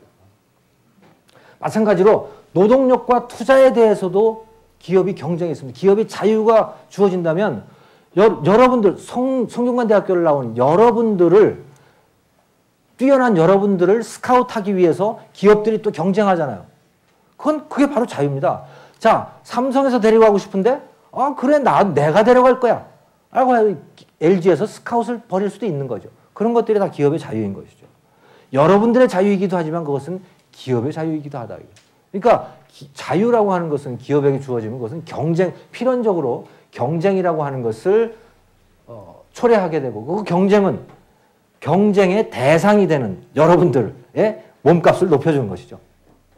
그런 거다. 또 하나는 실험이 필요하다라고 하는 겁니다. 이런 디스플레이 하나만 놓고 생각해 보십시오. 이것을 만들기 위해서 얼마나 많은 실험이 이루어졌겠습니까? 단순히 강의실에서 수학식으로 표현된 그걸 가지고 이걸 만들 수는 없는 거 아니에요. 그죠? 수많은 실험이 필요하다라고 하는 거죠. 그래서 그것이 기업의 자유를 필요로 하는 거죠. 또 이것은 단순히 이런 물리적인 생산 방식뿐만이 아니고 기업의 지배구조, 기업의 노사관계, 기업의 경영방식, 뭐 모든 것에서 기업은 다 생산 원가를 줄이고 또 좋은 제품을 만들어내기 위해서 몸부림을 치는 거거든요. 그걸 하기 위한 자유가 필요한 것이죠. 그리고 수많은 실험으로 그 자유가 이제 표출이 되는 것이죠. 그런 것이다 라는 겁니다. 그것이 실험과 시행착오 이런 것들을 통해서 좋은 제품, 또 높은 소득, 높은 생산성 이런 것들을 만들어낸다라고 하는 겁니다. 자, 그런데 자유가 방임은 아니죠. 자유에는 반드시 책임이 따른다 라고 하는 겁니다. 반드시 책임이 따른다. 내가 자유롭게 결정했으면 그 결과에 대해서도 내가 책임진다. 남 탓하지 않는다라고 하는 거죠. 그리고 또 하나, 그 자유에는 경쟁을 하지 않겠다라고 하는 자유는 없다라는 겁니다. 그 자유 속에 그건 배제가 돼 있다. 담합을 하기 위한 자유는 배제가 돼 있다라고 하는 거예요. 예를 들어서 삼성전자가 애니콜을 팔고 LG전자가 사이언을 팔고 SK가 스카이를 파는데 서로 세 회사가 짜고 서로 담합을 해가지고 자, 우리 더 이상 골치 아프니까 경쟁하지 맙시다. 그냥 적당히 해가지고 핸드폰 하나 60만 원씩 딱 그냥 결정해 놓고 그 값으로만 팔고 우리 값 떨어뜨리지 맙시다. 이게 담합이죠. 경쟁하지 말자. 이것은 기업의 자유에 포함되지 않는다는 겁니다. 그건 왜? 소비자의 이익을 해치기 때문에. 기업의 자유 속에 그런 담합의 자유는 없다. 기업의 자유는 경쟁할 자유다. 경쟁하지 않을 자유는 아니다라는 것이죠. 또 하나. 다른 사람에게 손해를 끼쳐서는 안 된다. 자유롭지만 그 자유에 대해서 반드시 책임을 져야 된다라고 하는 것이죠. 예를 들어 환경오염, 또 사기를 친다. 또 뭐 폭력을 동원한다. 뭐 이런 것은 자유의 범주에 해당이 되지 않는다. 존 스튜어트 밀이라고 하는 그 유명한 학자가 있죠. 영국의 학자가. 그분이 자유론에서 한 얘기가 뭡니까? 자유의 한계. 타인에게 위해를 가하지 않는 범위 내에서의 자유다. 그런데 환경오염이라든가 사기라든가 폭력이라든가 이런 것들은 타인에게 피해를 가한다라고 하는 거예요. 하지만 여기서 우리가 아주 미묘한 문제가 한 가지가 있습니다. 경쟁이라고 하는 거예요. 이것은 어떻게 생각하면 다른 사람에게 피해를 가하는 겁니다. 예를 들어서 자, 지금 NHN이 아주 좋은 게임, 아주 잘 나가고 있는 게임을 만들고 있는데 여러분께서 그거보다 더 좋은 게임을 만들어서 소비자들에게 더 싼 값으로 공급을 한다. 그러면 기존의 게임 판매업자는 여러분들 때문에 망하는 거죠. 여러분들 때문에 값을 낮출 수밖에 없습니다. 자, 그랬을 때 여러분이 새로운 게임을 개발을 하셔가지고 시장에 들어가서 경쟁한다는 그 행위는 기존의 공급자에게 피해를 가하잖아요. 그죠? 해를 주는 것이죠. 하지만 그런 행위, 그렇게 해를 끼치는 행위는 그것은 장려한다. 그건 환경오염이나 사기나 폭력이나 이런 거하고는 성질이 다르다라고 하는 거예요. 왜?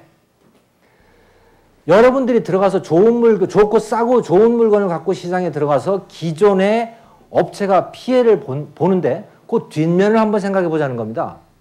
소비자는 어떻습니까? 여러분들이 들어감으로 해가지고 소비자는 기존의 공급업체가 받는 피해만큼 소비자에게 이익이 가는 거죠. 그리고 그거보다 이익이 더 크다라는 겁니다. 그러니까 경쟁을 통해서 경쟁 상대방이 손해를 보기는 하지만 그것 때문에 소비자들이 얻는 이익이라고 하는 것은 늘 그것보다 크다라고 하는 거예요. 그렇기 때문에 경쟁이라고 하는 것은 이로운 행위다. 비록 그 과정에서 누군가 손해보는 사람이 있긴 하지만 그것은 할 수 없는 일이다라고 하는 거죠. 그건 국내 시장도 마찬가지고 국제 시장도 마찬가지입니다. 예를 들어서 자, 칠레하고 우리가 자유무역 협정을 체결을 했잖아요. 자유무역 협정을 체결해가지고 지금 우리나라에 제일 타격을 받은 사람이 누굴 것 같아요? 누구 같습니까? 포도 농민들입니다. 포도. 칠레에서 제일 많이 들어오는 게 포도예요. 칠레 포도가 싸고 맛있거든요. 자, 그런데 소비자들이 여러분들 이마트나 이런 데 가보면 거기에 다 그 원산지 표시돼 있죠. 칠레산, 국내산, 미국산, 이게 다 써 있잖아요. 여기서 우리나라의 포도 농민들이 손해를 본 이유는 뭐냐? 칠레 포도가 들어와서이기도 하지만 소비자들이 칠레 포도를 샀기 때문에 그렇습니다. 그죠?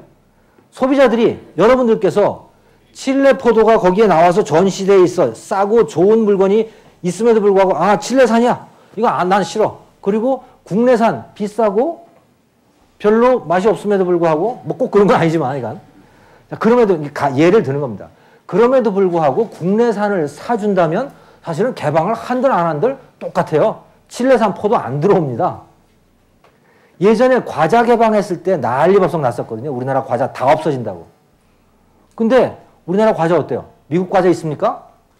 코스트코 같은 데 가보지 않으면 그런 데는 미국 과자가 좀 있어요. 이마트 같은 데는 미국 과자 거의 없죠. 왜?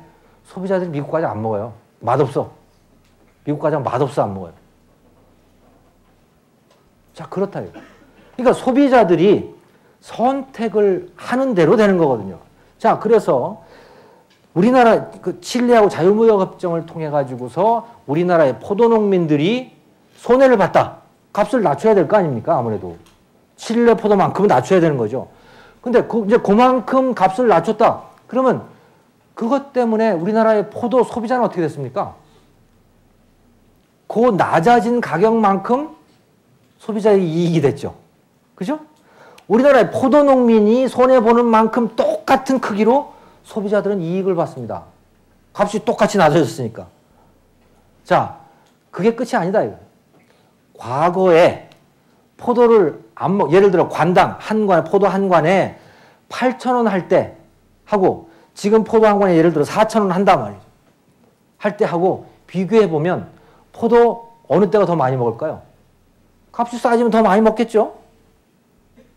그러니까 예전에 포도 안 먹던 사람들이 4,000원짜리 사가지고 먹는다, 이거. 그러니까, 자, 예전에 8,000원짜리 포도를 사서 먹던 사람들은 4,000원짜리 포도를 사서 먹어서 그 생산자들이 본 손해만큼 똑같은 크기로 이익을 본다. 그래서 두 개는 똔똔, 쌤쌤이에요. 근데 과거에 안 먹던 사람도 먹는다. 그만큼 이익이에요. 거기서 어떤 이익이 있는 거 아닙니까? 경쟁이라고 하는 게 바로 이런 거다라는 거죠. 항상 경쟁은 누군가 경쟁 상대방에게 손해를 주지만 소비자에겐 더 큰 이익을 준다는 거예요. 늘 그렇다라고 하는 겁니다. 그렇기 때문에 경쟁은 이로운 행위다라고 하는 거죠. 그래서 이 자유라고 하는 것에 다른 사람에게 손해를 끼쳐서는 안 된다는 원칙이 있지만 경쟁이라는 행위는 그것은 거기서 예외다라고 하는 겁니다. 왜? 다른 사람에게 더 큰 이익이 있기 때문에. 더 큰 이익이 있기 때문에 그렇다. 자, 그래서 competition is not a tort라고 되어 있는데, 이건 tort라고 하는 말은 좀 잘 안 쓰는 단어인데요. 법학에서 쓰는 단어입니다. 불법 행위입니다, 저게. 불법 행위. 무슨 손해배상을 한다든가, 무슨 처벌을 받는다든가, 그런 행위를 tort라고 하는데, 이 경쟁이라고 하는 것은 그런 불법 행위가 아니다라고 하는 것이죠. 하지만 오염이나 사기나 폭력이나 이런 것들은 다 불법 행위들인 것이죠. 자, 그렇다. 그리고 또 자유롭게 결정을 했으면 그 결과도 책임을 져야 된다. 자, 장사를 잘했어요. 내가 자유를 줘가지고 내가 장사를 잘했다고 해서 이익이 나면 이익 내 거다 라고 하는 거예요. 하지만 손해가 나도 내 거다라는 거예요. 손해가 내 거다라는 얘기는 뭡니까? 그것은 망하는 것도 감수해야 된다라는 거죠. 망하는 것도 감수해야 된다. 근데 이거는 참 감수하기 어려운 거죠. 그죠? 이익이 나면 다 내 거다라는 얘기를 하지만 손해 나면 어떻게 해요? 손해 나면 내 거 아니다. 나는 잘했는데 세상 여건이 이래가지고 나는 망했다. 이런 얘기들은 참 많이 하거든요. 또는 민족 자본을 좀 보살펴 주십시오. 이런 얘기도 많이 해요. 그거는 정당하지 못한 변명인 것이죠. 자유롭게 결정을 했으면 잘 되든 못 되든 그것은 내 책임이다. 그것은 경영자도 마찬가지고 오너도 마찬가지고 근로자도 마찬가지입니다. 기업의 일부잖아요, 다. 그냥 망하는 것이다 라고 하는 거. 그렇게 같이 안고 가야 되는 것이죠. 잘 돼도 내 거, 못 돼도 내 거, 다 내 책임이다라고 하는 걸로 가져가야 된다라고 하는 거. 그런 말씀을 드립니다. 자, 기업가 정신 여러분들께 기업가 정신을 고취시키기 위해서 이 강의를 하고 있는 겁니다. 근데 이미 다 말씀을 드렸어요. 기업가 정신이라고 하는 게 뭐냐? 이미 다 말씀드렸다. 소비자의 니즈를 발견한다. 소비자가 원하는 것이 무엇인지 알아내는 것이 굉장히 어렵지만 여러분들이 나가서 몸으로 부딪혀가지고 그것을 알아낸다라는 겁니다. 그게 기업가 정신입니다. 또 하나, 새로운 생산 방식을 발견한다라고 하는 겁니다. 이거 보통 일이 아닙니다. 물리적인 생산 방식뿐만이 아니고 근로자들을 관리하는 방식, 근로자들을 격려하는 방식, 이것도 역시 마찬가지로 기업가 정신이 중요한 그 생산 방식인 것이죠. 이거 물리적인 방식만큼이나 어쩌면 그거보다 더 어렵고 더 중요한 일인 것이죠. 그것을 발견하는 겁니다. 그것도 기업가 정신인 것이죠. 그 다음에 또 하나는 위험. 자, 여러분들은 대학원 아직 대학이니까 논문을 쓰지 않으실 거예요. 근데 여러분들 선배들 중에 대학원 다니는 선배들 있는 분들도 아마 있을 겁니다. 그분들 논문 써야 되잖아요. 졸업 논문 써야 돼요. 여러분 아마 근데 레포트 쓸 때도 마찬가지일 겁니다. 쓰려고 그러면요. 아무것도 쓸 게 없어요. 세상 사람들이 다 해놨잖아요. 그죠? 아이고, 어디가 도대체 안 한 게 있어야지. 논문 쓸 때 늘 그렇거든요. 교수님들, 하늘 같은 교수님들 다 써놨어요. 내가 쓸 게 아무것도 없어. 새로운 기회라고 하는 게 그렇습니다. 새로운 기회라고 하는 건 눈에 보이질 않습니다. 그런데 열심히 들어가서 뭔가를 쓰고 공부를 하다 보면 우리 교수님이 안 하신 것도 있네? 그게 보이기 시작하는 거예요. 그게 보인다. 몸으로 부딪혀서 열심히 하다 보면 보인다. 라고 하는 거죠. 그러니까 미지의 것이에요. 그게. 미지의 것이라 세상에 알려지지 않은 것을 찾아내는 것이거든요. 자, 그런데 세상에 알려지지 않은 것이라는 그 사실 자체가 그냥은 그걸 볼 수 없다는 거 아니에요. 알려지지 않았으니까. 세상에는 알려지지 않았는데 나한테만 알려졌을 리가 없잖아요. 그러면 세상 사람은 다 알고 있는 거지 이미. 내가 해야 될 일은 뭡니까? 여러분들이 하셔야 될 일은 뭡니까? 세상이 모르는 일을 알아내셔야 되는 거예요. 그걸 찾아내셔야 되는 거예요. 자, 찾아냈다. 기회를 찾아냈다. 그런데 누구도 가보지 않은 길이죠. 그게. 프로스트의 정말 누구도 밟지 않은 길입니다. 그걸 여러분들이 가셔야 되는 거예요. 기업에 들어가시면. 얼마나 위험합니까? 얼마나 무섭습니까? 여러분들, 스노보드 타시는 분들 많잖아요. 처음에 타려고 그러면 그냥 거기 올라가면 절벽이죠. 스키장 위에 올라가면 절벽이잖아요. 근데 몇 번 해보면 괜찮죠. 다 누구나. 근데 그거는 아주 쉬운 일입니다. 왜? 남들도 다 하고 있구나. 그건 확인할 수 있으니까. 근데 기업에서 여러분들이 발견하신 새로운 기회라고 하는 거는 누구도 해보지 않은 길이 될 겁니다. 다른 사람이 이미 해놓은 거라면 여러분들은 이미 실패하신 거예요. 남들이 하지 않은 길을 가셔야 되거든요. 그리고 그거는 무섭고 위험하죠. 하지만 가야 하죠. 그게 기업가 정신입니다. 남들 가는 걸 그대로 가면 뭡니까? 그거는 이류고 그건 죽죠. 10중 8구는 죽게 돼 있습니다. 남들이 못하는 거를 해야 된다. 왜? 경쟁이니까. 경쟁의 칼이 내 목에 딱 들어와. 여기 놓여 있으니까 그런 거죠. 그래서 그 위험을 용감하게 감수하는 사람, 그게 기업가고 그게 기업가 정신인 것이죠. 자, 그런데 이 기업가도 사람이잖아요. 그렇죠? 기업가도 사람. 근데 성공하신 분들이 이게 쭉 그분들의 전기를 써놓으시는 걸 보면요. 공통적인 그 특징들이 뭐냐면 나는 돈을 쫓지 않았다. 나는 돈을 쫓지 않았다. 돈이 나를 쫓아오더라라는 거예요. 돈이 나를 쫓아오더라. 그래서 내가 좋아하는 일을 하다 보니까 그게 언제 이렇게 뒤를 돌아다 보니까 막 내 기업도 생기고 돈도 생기고 그랬다. 자, 지나고 나니까 그런 거죠. 그죠? 당신은 아무리 성공을 해도 돈 한 푼 못 봅니다. 그러니까 당신 좋아하는 일 얼마든지 하십시오라고 하면 누가 했겠어요? 아무도 안 하죠, 그 일. 기업가도 보상을 바라는 겁니다. 아까 나는 돈을 쫓지 않았다. 나는 내가 좋아하는 일을 했다라고 많은 분들이 멋있게 말씀하시는 건 뭡니까?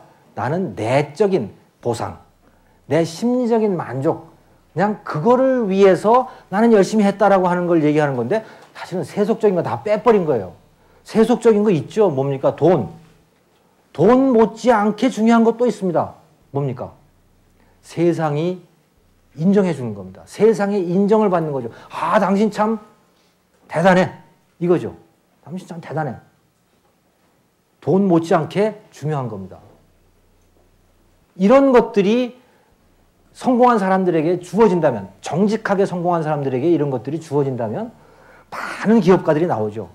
위험하지만, 굉장히 위험하지만 누구에게도 알려지지 않은 길이고 내가 처음 가보는 길이지만 그래도 여기서 성공하면 나는 내 심리적으로도 만족하고 다른 사람들로부터도 인정받을 수 있고 돈도 생긴다 이거.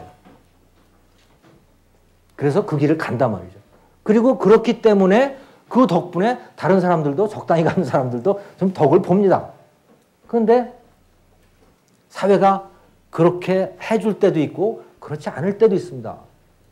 자기 심리적인 만족감, 그거는 누구나 다 어떻게 되든 얻을 거예요. 그죠? 자기 내적인 만족감. 그러니까 스스로 얘기하는 거죠. 아, 당신 참 잘했어. 너 참 잘했어. 하고 스스로 얘기해 주는 거. 그거 누구나 할 수 있잖아요. 그죠? 하지만 남들로부터 인정받는 거, 또 성공해서 돈을 버는 거, 이거는 사회가 인정을 할 수도 있고 안 할 수도 있다라는 겁니다. 사회가 인정을 안 한다 어떻게 합니까? 돈을 벌었는데도 뺏어간다. 또 돈을 열심히 해서 나는 성공을 했는데도 사회가 도둑놈이라고 손가락질을 한다. 이런 것들이죠.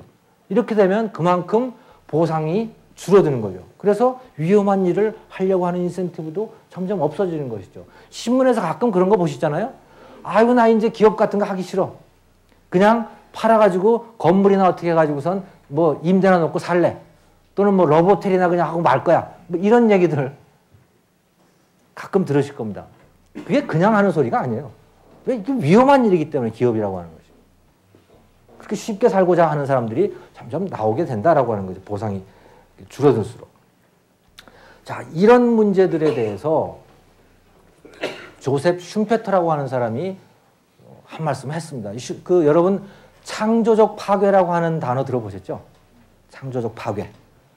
자본주의의 발전 과정, 시장 경제의 발전 과정은 창조적 파괴 과정이다. 이게 뭐냐? 자, 지금 우리 전부 다 지금 핸드폰을 여러분 다 쓰고 계시지만 핸드폰 나오기 전에 전화 뭐였습니까? 유선 전화 했잖아요. 그죠? 한국통신이 공급하는 유선 전화를 다 쓰셨었죠. 자, 그런데 이동전화, 핸드폰이 나오면서 했던 일이 뭡니까? 한국통신이 독점하고 있던 그 유선전화 시장을 완전히 엎어버린 거예요. 그죠? 엎어버린 거예요. 그래서 여러분, 우리나라 국민들의 통신 수요의 한 3분의 2 정도를 이제 핸드폰이 담당하고 있어요. 유선전화 시장은 아예 싹 거의 없어진 상태입니다. 그래서 KT가 너무 거기 투자를 안 해가지고 이제 오히려 더 문제가 되고 이제 그렇게 되잖아요. 시장 자체가 없어져 버리니까 자꾸 그러는 거죠. 미래가 없는 시장에다가 투자를 하기가 싫으니까 이제 자꾸 그런 일이 발생을 하는 건데, 창조적 파괴라고 하는 건 바로 그겁니다. 한국통신이 독점하고 있던 그 유선전화 시장을 유선전화 사업자가 들어가서 뭐 어떻게 한 것이 아니고 SKT라고 하는 이동전화 사업자, 전혀 다른 종류의 사업자가 들어가서 그 시장을 들어 엎었다 이거예요. 그런 게 창조적 파괴인 것이죠. 그러니까 자본주의 시장경제라고 하는 것의 발전 과정은 바로 그런 것들이다. 그런 과정이다라고 얘기를 했던 사람이 슌페터인데, 슌페터는 자본주의의 열렬한 지지자입니다. 그리고 대단한 경제학자인데 1930년대, 40년대에 하버드 대학의 경제학 교수였습니다만은 그 당시에는 노벨 경제학상이 없어서 경제학상을 못 받았는데 어쨌든 이 양반은 당연히 받아야 될 그런 사람이었어요. 자, 이 사람은 시장경제 자본주의에 대한 열렬한 지지자였습니다. 그럼에도 불구하고 시장경제는 반드시 망한다. 자본주의는 반드시 망한다라고 얘기를 했습니다. 칼 막스하고 같아요. 막스도 자본주의 시장경제 반드시 망한다라고 얘기를 했잖아요. 근데 막스는 망해야 한다라고 얘기를 한 거고, 이 사람은 망하면 안 되는데 망하게 된다라고 얘기를 한 겁니다. 자, 우리 막스에 대해서는 제가 여기서 말할 필요는 없겠고요. 자, 이 사람이 왜 망한다고 그랬냐? 이것은 바로 기업에 대한 반감 때문에 그렇다는 거예요. 사람이 어떤 사회이든지 간에 만족하고 살 수는 없다는 거예요. 아무리 돈이 많은 사회라고 하더라도 사람이 거기에 대해서 불만을 갖고 있는 사람들이 있다라고 하는 거예요. 근데 그 불만, 내 처지가 마음에 안 든다라는 거예요. 내 처지가 마음에 안 드는데 그 원인을 누구한테 돌리느냐? 자기 자신한테 돌리는 사람보다는 다른 누군가에게 그걸 돌린다. 다른 누구가. 그게 제도 탓일 수도 있고 근데 많은 경우에 그게 기업 탓이다 이거예요. 많은 경우에 기업 탓이 돼버린다는 거죠. 그리고 정치가들은 그 국민들의 그 기업 탓, 기업에다 책임을 돌리는 그 태도를 자기의 표밭으로 생각을 하고 있는 거죠. 그래가지고 그 사람들의 표를 얻기 위해서 그러한 공약을 내세우게 되는 거고 결국은 나라의 전체의 제도도 반기업적인 제도가 만들어지게 된다. 그리고 그 사회의 정서 자체가 그 기업에 대해서 굉장히 적대적으로 되고 또 기업 돈 번 사람들을 도둑놈으로 몰아세우고 이렇게 되기 때문에 기업가 정신이라고 하는 게 쇠퇴하게 된다라고 하는 거죠. 그래서 이 사람은 그것 때문에 자본주의는 망하게 된다라고 얘기를 했습니다. 그것을 안타까워하면서 그렇게 얘기를 했죠. 자, 그런데 슈페터가 그렇게 예측은 했지만 실제는 자본주의가 망한 건 아니죠. 오히려 그 반대로 사회주의 쪽이 망했죠. 하지만 슈페터가 얘기했던 그러한 메커니즘은 여전히 자본주의 내부에 살아 있습니다. 그래서 어느 나라나 정도의 차이는 있지만 반기업 정서라고 하는 걸 가지고 있는데 우리는 좀 심한 편이다라고 하는 거. 그걸 그 통계로 이렇게 조사를 했더라고요. 그래서 자, 우리나라의 기업인들 돈 버는데 기여를 했는데 존경스럽냐? 존경스럽지 않다라고 하는 사람이 별로 존경스럽지 않다 60%, 전혀 존경스럽지 않다 7%, 뭐 이래요. 한 3분의 2는 기업인, 이거 저거 도둑들이야. 기업에 대한 인상 뭐 어떠냐? 비슷해요. 다소 나쁜 편이다, 아주 나쁘다 합해서 60% 정도 이렇게 돼 있더라고요. 자, 또 엑센추어라고 하는 그 여론조사 기관에서 각국의 CEO들한테 이제 물어본 겁니다. 조금 전에 그 통계는 뭐냐면 국민들에게 물어본 겁니다. 당신들은 이 기업을 어떻게 생각하십니까? 근데 이거는 뭐냐면 CEO들한테 당신네 나라 국민들이 당신을 어떻게 대하고 있습니까? 라고 물어본 거예요. 그랬더니 대만의 CEO들 18%는 그러니까 이게 그러니까 국민이 나한테 적대적이다라고 답한 그런 CEO들의 비율입니다. 대만은 그게 18%였습니다. 한국은 70%예요. 그러니까 우리나라의 CEO들은 국민들이 자기를 적대적으로 대하고 있다라고 느끼고 있는 거죠. 70%라고 하는 사람이. 근데 아까 그거하고 비슷하죠. 한 3분의 2 정도 하고. 되게 우리가 이런 거로 맞아 떨어지고 있는 것 같다는 생각이 듭니다. 국민들의 마음속에 뭐 들어가 본 건 아니지만 어쨌든 숫자로 나와 있는 것은 여론조사의 결과는 그렇습니다. 반기업 정서라고 하는 것은 그것이 이제 제도로 나타난다라고 얘기를 했었잖아요. 아까 제가 전 세계 123개 국가들을 상대로 해가지고 이제 랭킹을 매겨놓은 것들이 있었죠. 그게 5가지의 카테고리를 가지고 랭킹을 매겼던 겁니다. 그래서 그것을 합해니까 이제 2002년도에 31위였고 2002년도에는 26위였고 아니죠. 2001년도에는 26위였고 그랬죠. 근데 이게 5개의 카테고리로 되어 있는데요. 정부 재정, 정부가 돈을 얼마나 아껴 쓰느냐라고 하는 거예요. 그 다음에 사유재산권이 얼마나 안정되어 있느냐. 그리고 통화는 정부가 얼마나 돈을 풀어가지고 국민들을 즐겁게 해주려고 그러느냐. 그렇게 할수록 안 되는 거예요, 이건. 이거 우스갯소리지만, 자, 국민들을 다 부자로 만들어주고 싶잖아요. 어떤 정치가든지 다 그렇거든요. 국민들을 부자로 만들어주고 싶죠. 자, 근데 어떻게 부자로 만들어주겠냐? 국민들이 부자가 아닌 이유가 뭐냐? 돈이 없어서다. 그럼 답은 뭐냐? 돈을 주자. 그래서 한국은행에 돈을 찍어내요. 그 돈을 나눠주는 겁니다. 여러분들에게 한 10억씩 다 나눠드리면 여러분 다 부자 될까요? 어떻습니까? 10억 부자 되잖아요. 요즘 10억인 부자죠. 돈 그렇게 나눠주면 돈은 종이 쪽지에 불과하죠. 그죠? 생산성이 올라가야 그래야 정말로 부자가 되는 거거든요. 생산성이 올라가야 부자가 되는 겁니다. 정부가 돈 찍어서 아무리 10억씩 나눠준다고 하더라도 그것은 나라 망하는 길이에요. 그리고 망한 나라들은 대개 보면 그런 길들을 걸어왔었습니다. 예를 들어서 히틀러가 집권을 할 때 그 이전에 독일의 바이마르 정부가 그걸 했던 겁니다. 바이마르 공화국이 돈 찍어서 나눠줬어요. 정말로. 그랬더니 어떻게 됐냐? 하이퍼 인플레이션이 일어난 거예요. 막 인플레이션이 연간 몇만 퍼센트, 몇 조 퍼센트가 되는 거예요. 그러니까 종이 하나 사려고 돈다발을 싸들고 다녀야 되는 겁니다. 종이 한 장 사려고 해도 그러니까 돈을 나눠주는 건 안 되는 거죠. 그러니까 정부가 얼마나 돈을 철저하게 잘 관리하느냐.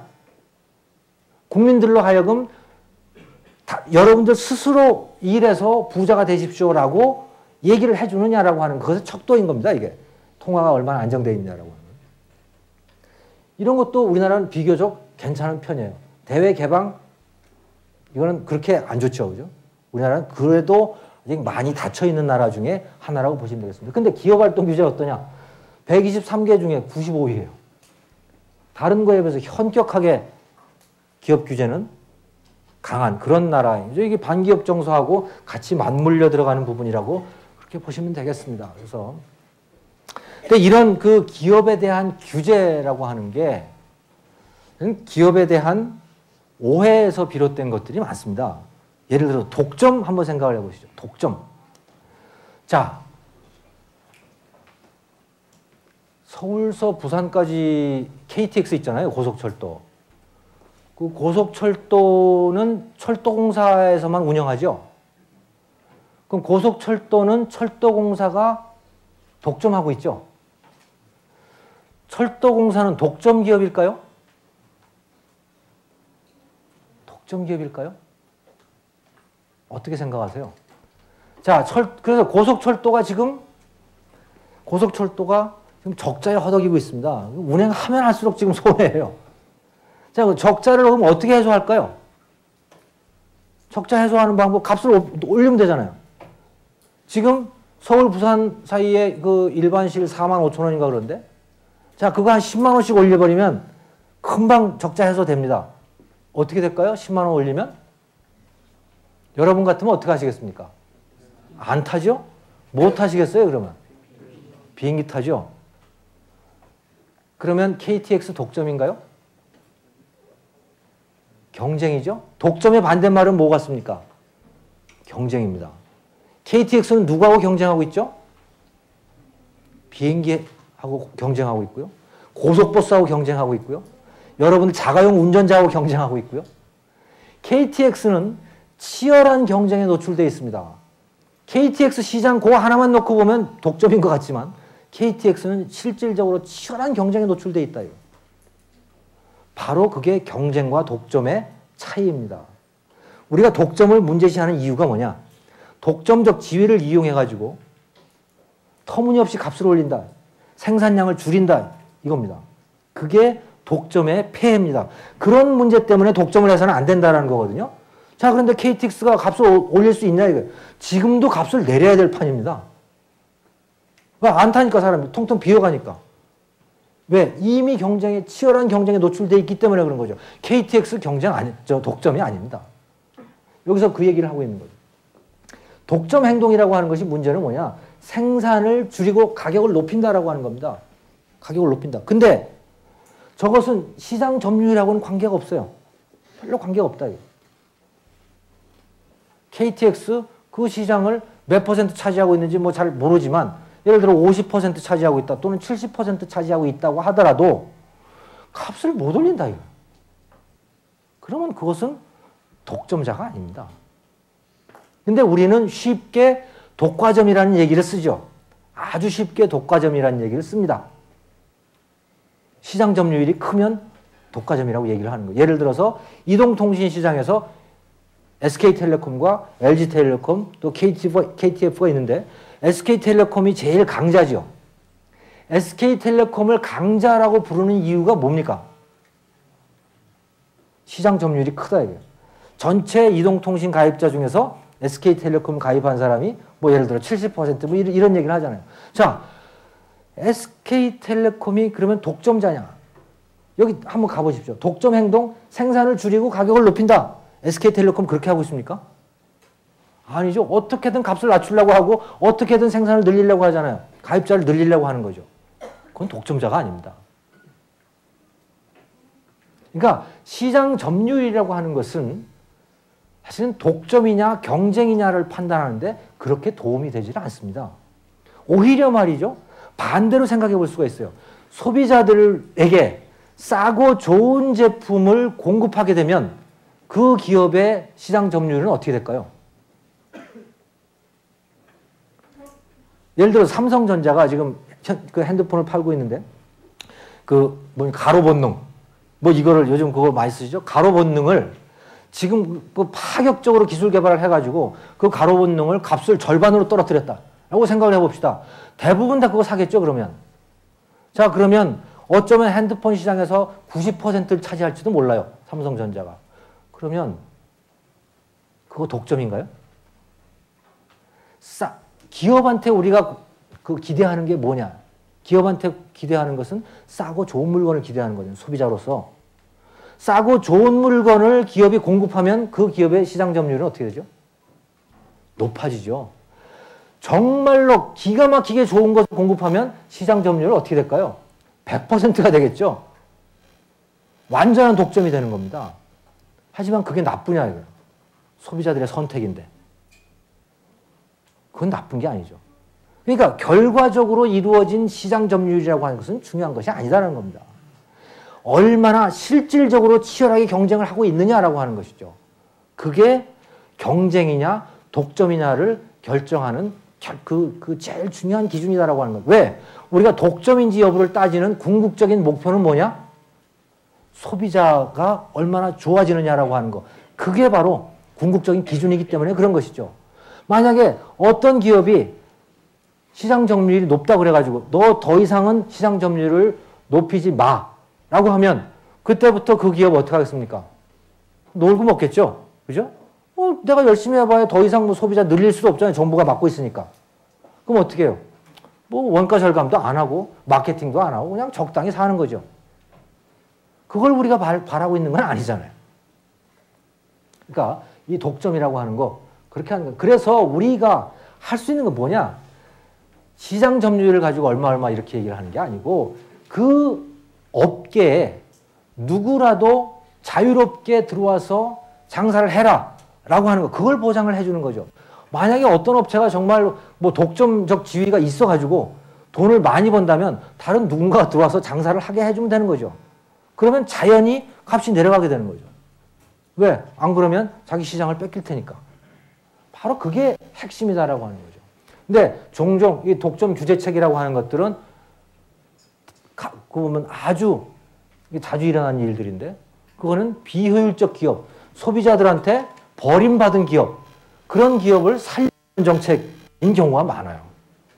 근데 우리가 여기서 분명히 해야 될 것은 독점 규제책의 궁극적인 수혜 대상, 또 궁극적인 판단 기준, 그건 누구냐? 소비자다. 그거를 항상 여러분들이 염두에 두시고 이 문제를 바라보시기 바랍니다. 그래서 KTX죠. 독점이 아니다 라고 하는 걸 그림을 했습니다. 자, 그런데 제가 아까 담합은 안 된다고 그랬잖아요. 담합은 기업의 자유 속에 들어가지 않는다라고 하는. 근데 이게 담합하고 요즘에 들어보면 또 전략적 제휴라고 하는 것도 있죠. 이건 뭡니까? 서로 짜는 거 아니에요, 그죠? 기업끼리 서로 협종을 하는 거죠. 담합은 뭡니까? 담합도 협조하는 거죠. 그럼 이게 뭐예요? 도대체 그 전략적 제휴라고 하는 게 좋은 거야, 나쁜 거냐?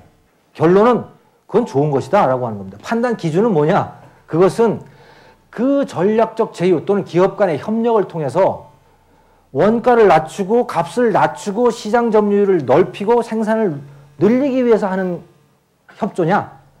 아니면 생산을 줄이기 위해서 하는 협조냐? 그 차이다라고 하는 것이죠. 만약에 값을 낮추고 생산을 늘리기 위한 협조면 그것은 좋은 것이다. 그게 아니고 반대로 생산을 줄이고 값을 높이기 위한 것이면 그것은 나쁜 것이다 라고 하는 거예요. 가장 대표적인 담합 뭡니까? 요즘 기름값 때문에 고민이지만 오페크 같은데요. 오페크가 하는 일이 뭡니까? 산유국들끼리 서로 짜고 담합하고 생산량을 줄이는 거죠. 생산량을 줄이는 거예요. 생산량을 늘리면 어떻게 됩니까? 값은 떨어지니까 값 떨어뜨리지 않기 위해서 생산량을 줄이는 것. 그게 오페크가 하는 일입니다. 그건 나쁜 일이죠. 근데 세계 정부가 없으니까 그건 어쩔 수 없는 일이지만 그거 막으려면 전쟁해야 되잖아요. 자, 그런데 요즘 보면 이제 그 항공사들끼리의 전략적 제휴를 하는 경우가 많아요. 그래서 예를 들어서 대한항공 같으면 스카이팀이라고 하는 게 있습니다. 스카이팀. 스카이 팀이 있고 아시아나는 스타 얼라이언스라고 하는데 이런 그러니까 항공사들끼리 서로 제휴를 해가지고 자기들끼리 좌석도 공유하고 그래서 마일리지 쌓을 때도 예를 들어 아시아나에서 쌓으면 저 스타 얼라이언스 속한 다른 나라 항공사에도 같이 이렇게 쌓이죠. 안 돼 있는 업체들끼리는 비행기를 갈아타려면 굉장히 비싸잖아요. 근데 저렇게 전략적 제휴가 돼 있는 데를 갈아타게 되면 같은 항공사로 서로 취급을 해가지고 값도 싸지고 이제 그렇습니다. 이런 것이 전략적 제휴인데요. 이런 거는 목적이 뭡니까?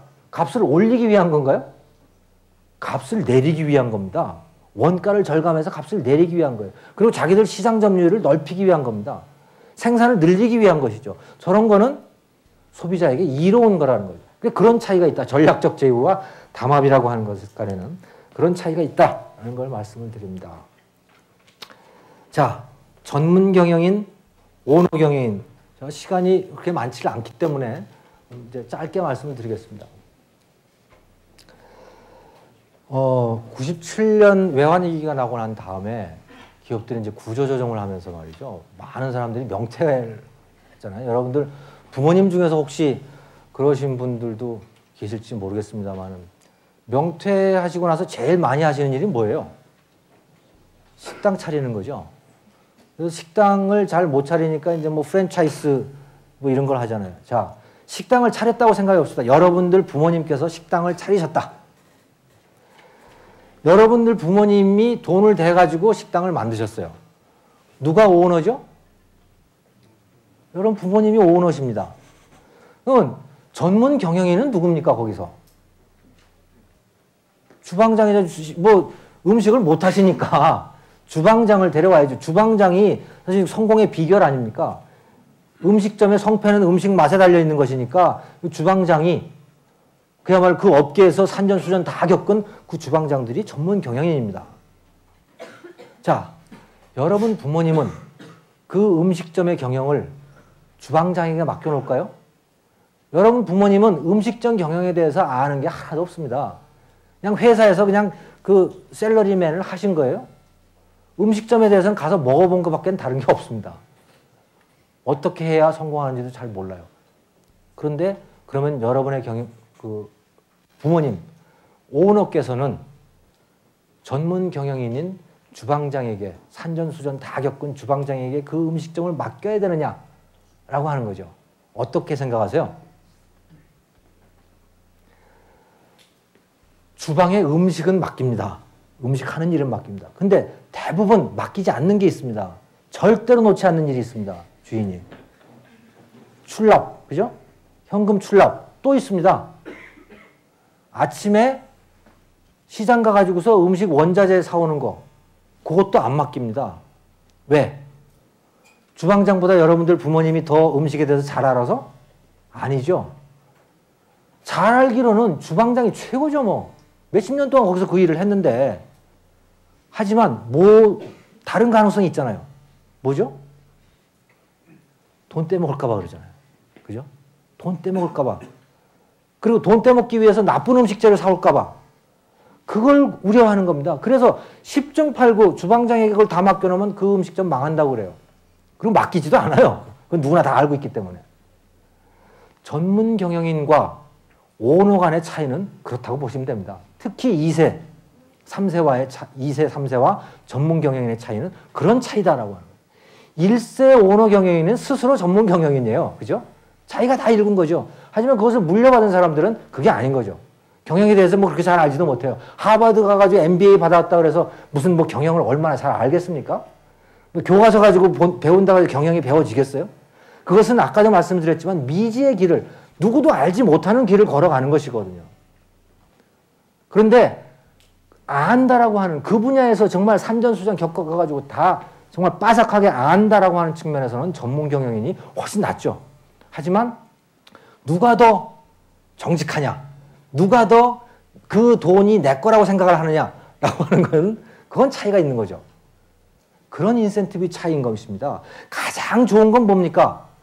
전문 경영인과 같은 그렇게 뛰어난 지식, 뛰어난 경험을 갖고 있는 사람이 회사 돈을 자기 것처럼 아끼는 거, 그게 최고죠. 우리는 그걸 기대하고 있는 거예요. 그런데 실제로 해보면 그게 잘 안 되더라는 겁니다. 남의 거는 남의 거예요.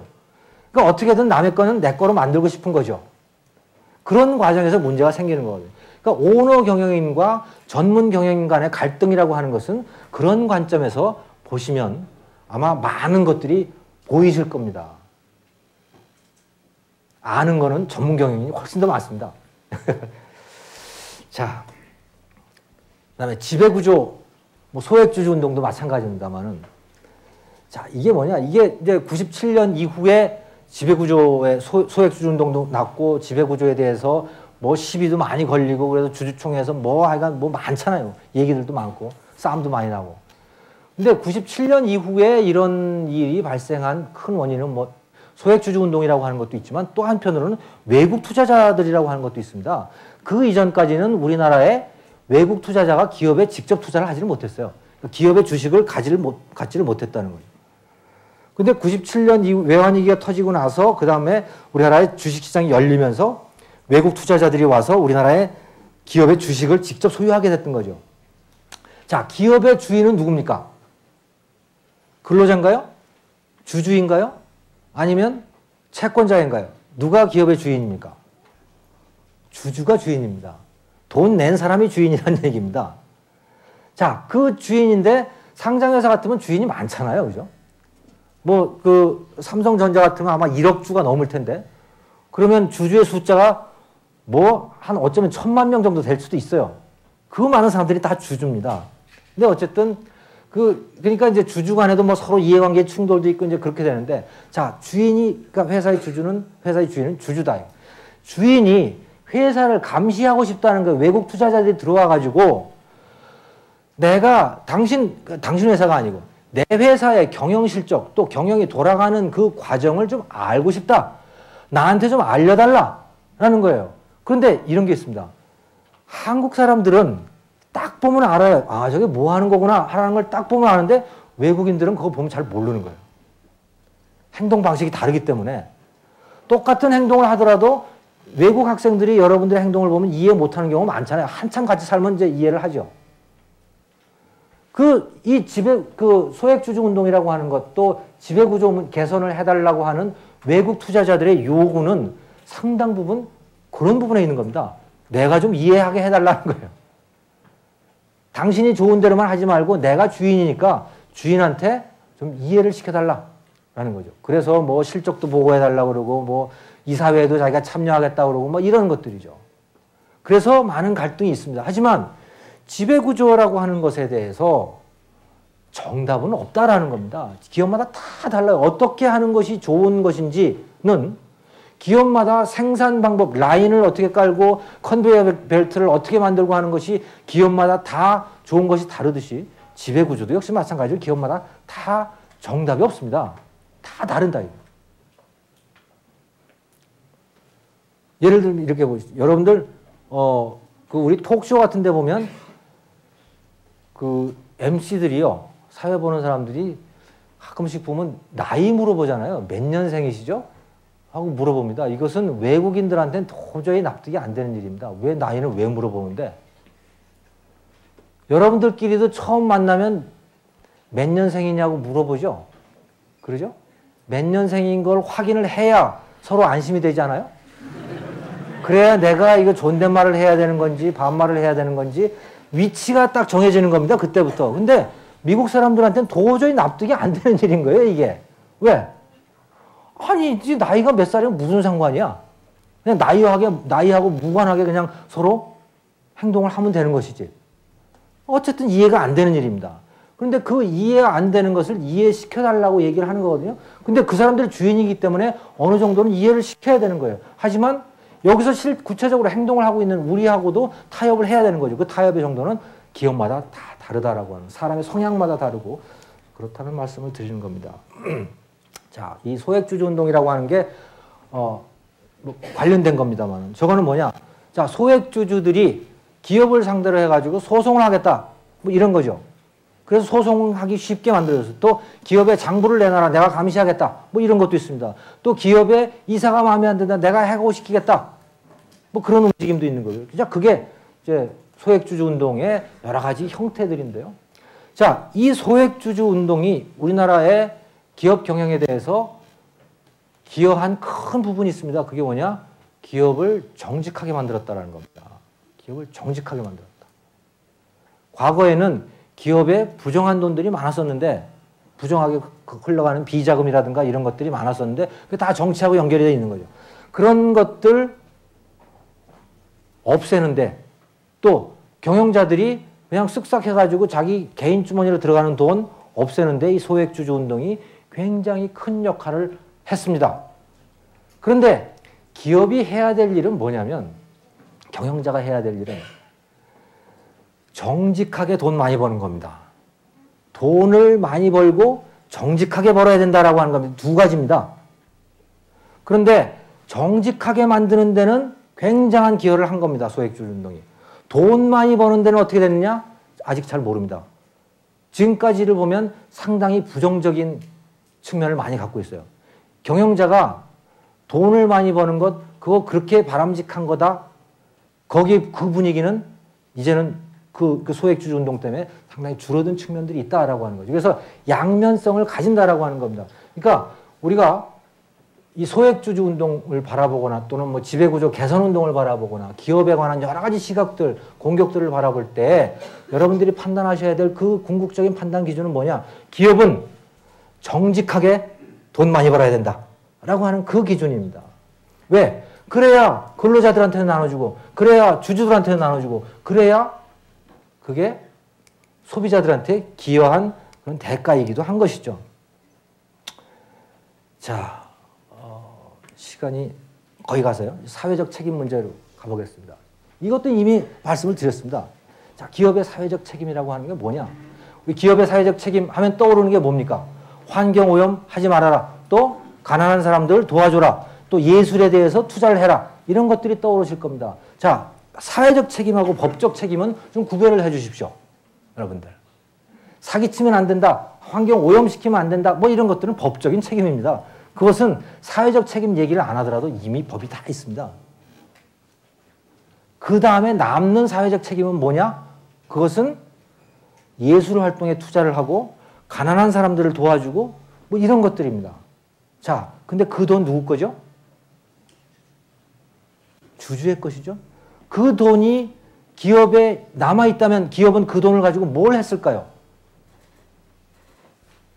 투자를 했거나 아니면 주주에게 배당을 줬거나 아니면 근로자에게 성과급을 줬거나 이런 것들이죠. 그러면 그 돈을 받을 수 있는 정당한 권리가 기업 내부와 관련된 그 사람들입니까? 아니면 가난한 사람들 또는 예술인들입니까? 어디라고 생각하십니까, 여러분들은? 그건 여러분들 스스로 한번 판단해 주십시오. 자, 그럼에도 불구하고 기업들은 요즘에는 기업 활동을 하는데 이 사회적 책임이라고 하는 게 굉장히 중요한 테마로 떠올랐습니다. 그래가지고 경영자들이 가서 뭐 연탄도 날르고 뭐 별거 다 하잖아요. 그죠? 가서 장애인들 목욕시켜주고 그럽니다. 그런데 여러분들 그 삼성전자의 CEO들 이렇게 모셔가지고 듣는데 그 사람들의 시간의 기회비용이 얼마인지 아세요? 한 시간에 몇백만 원씩이에요. 그분들이 이제 그 사명감을 갖고 오시는 거거든요. 돈 받으려고 이렇게 오시는 게 아니에요. 자, 그런데 그분들이 시간값이 비싼 이유가 뭐겠습니까? 그 시간을 투자를 해가지고 기업 활동에 하면 그만큼 좋은 제품이 나온다는 거 아니에요. 그죠? 그래서 주주에게, 근로자에게 뭐 다 그렇게 이익이 돌아간다는 거 아닙니까? 그 시간을 다른 데다 쓰고 있다는 거예요. 이건 바람직한 것이 아니죠. 그럼에도 불구하고 왜 쓰느냐? 그것은 기업을 둘러싼 환경이 적대적이기 때문에 했습니다.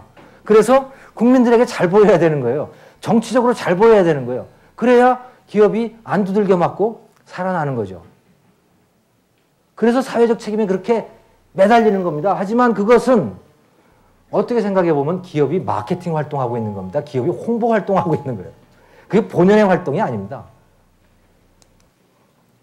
자, 기업은 결론적으로 말씀드리면 생산하는 조직이고 그 얼마나 생산하는 조직 그 일에 충실했느냐라고 하는 그 결과는 이윤과 손실로서 평가를 받는다라고 하는 거죠. 그리고 그 이윤과 손실이라고 하는 것은 소비자에게 얼마나 봉사를 잘 했느냐라고 하는 거, 그 결과인 것이죠. 그 거울인 거예요. 거울에 비춰진 그 상인 겁니다. 소비자에게 잘 봉사한 기업은 돈 많이 버는 거죠. 소비자에게 봉사 못한 기업은 어떻습니까? 그럼 망하는 거예요. 손실을 내는 겁니다. 그게 이윤의 의미다라고 하는 거죠. 그래서 다른 사람에게 손해를 끼치지 않는 한 기업 활동의 자유는 보장이 돼야 된다. 그리고 기업에 대한 규율은 시장이다, 경쟁이다, 도산, 뭐 이런 것들이 기업을 채찍질하는 중요한 장치들인 것이죠. 그리고 그런 것들이 기업을 채찍질하게 만들어야 소비자들에게 득이 되고 근로자들에게도 득이 되고 다 그렇게 된다라고 하는 것이죠. 그래서 이것 뭐 다시 반복되는 얘기인데요. 기업이 해야 될 일은 정직한 이윤, 기업의 사회적 책임, 투자와 기술 개발, 고객 감동 이런 것들, 정직하게 이윤을 극대화하는 것. 또 근데 자선과 지역사회 봉사 좋은 일이지만 그것은 부차적 책임이다 라고 하는 거죠. 여기 울트라 바이러스 닥트린이라고 하는 것을 제가 써놓은 건 뭐냐면 20세기 초반까지만 하더라도 영국과 미국에서 저게 월권의 원칙이라고 하는 거거든요. 월권 금지의 원칙이라고 하는 건데 저건 뭐냐. 회사의 경영자는 주주의 동의를 받지 않고 예술에 투자하지 못한다. 자선 활동을 하지 못한다. 이런 원칙이었습니다. 이게 법에서 원칙으로 딱 정해져 있었어요. 왜? 기업의 돈은 누구의 돈이냐? 주주의 돈이다 이거예요. 왜 주주의 돈을 쓰는데 경영자가 마음대로 쓰느냐? 경영자 보고 주주가 경영자에게 맡겨놓은 일은 뭐냐? 돈 벌려고 맡겨놨다는 것이죠. 그러니까 그 돈을 돈 버는 일 이외에 쓰려면 어떻게 해야 되느냐? 허락을 받아라. 이런 원칙이었습니다. 물론 이제 이것은 지나간 원칙이죠. 하지만 그 정신은 여전히 유효하다라고 하는 것이죠. 기업은 돈을 버는 조직이다. 정직하게 버는 돈, 그것은 깨끗한 돈이고 그게 많은 국민들에게 오히려 도움이 되는 것이다 라고 하는 것. 그것을 제 마지막 말씀으로 강의를 끝내도록 하겠습니다. 감사합니다.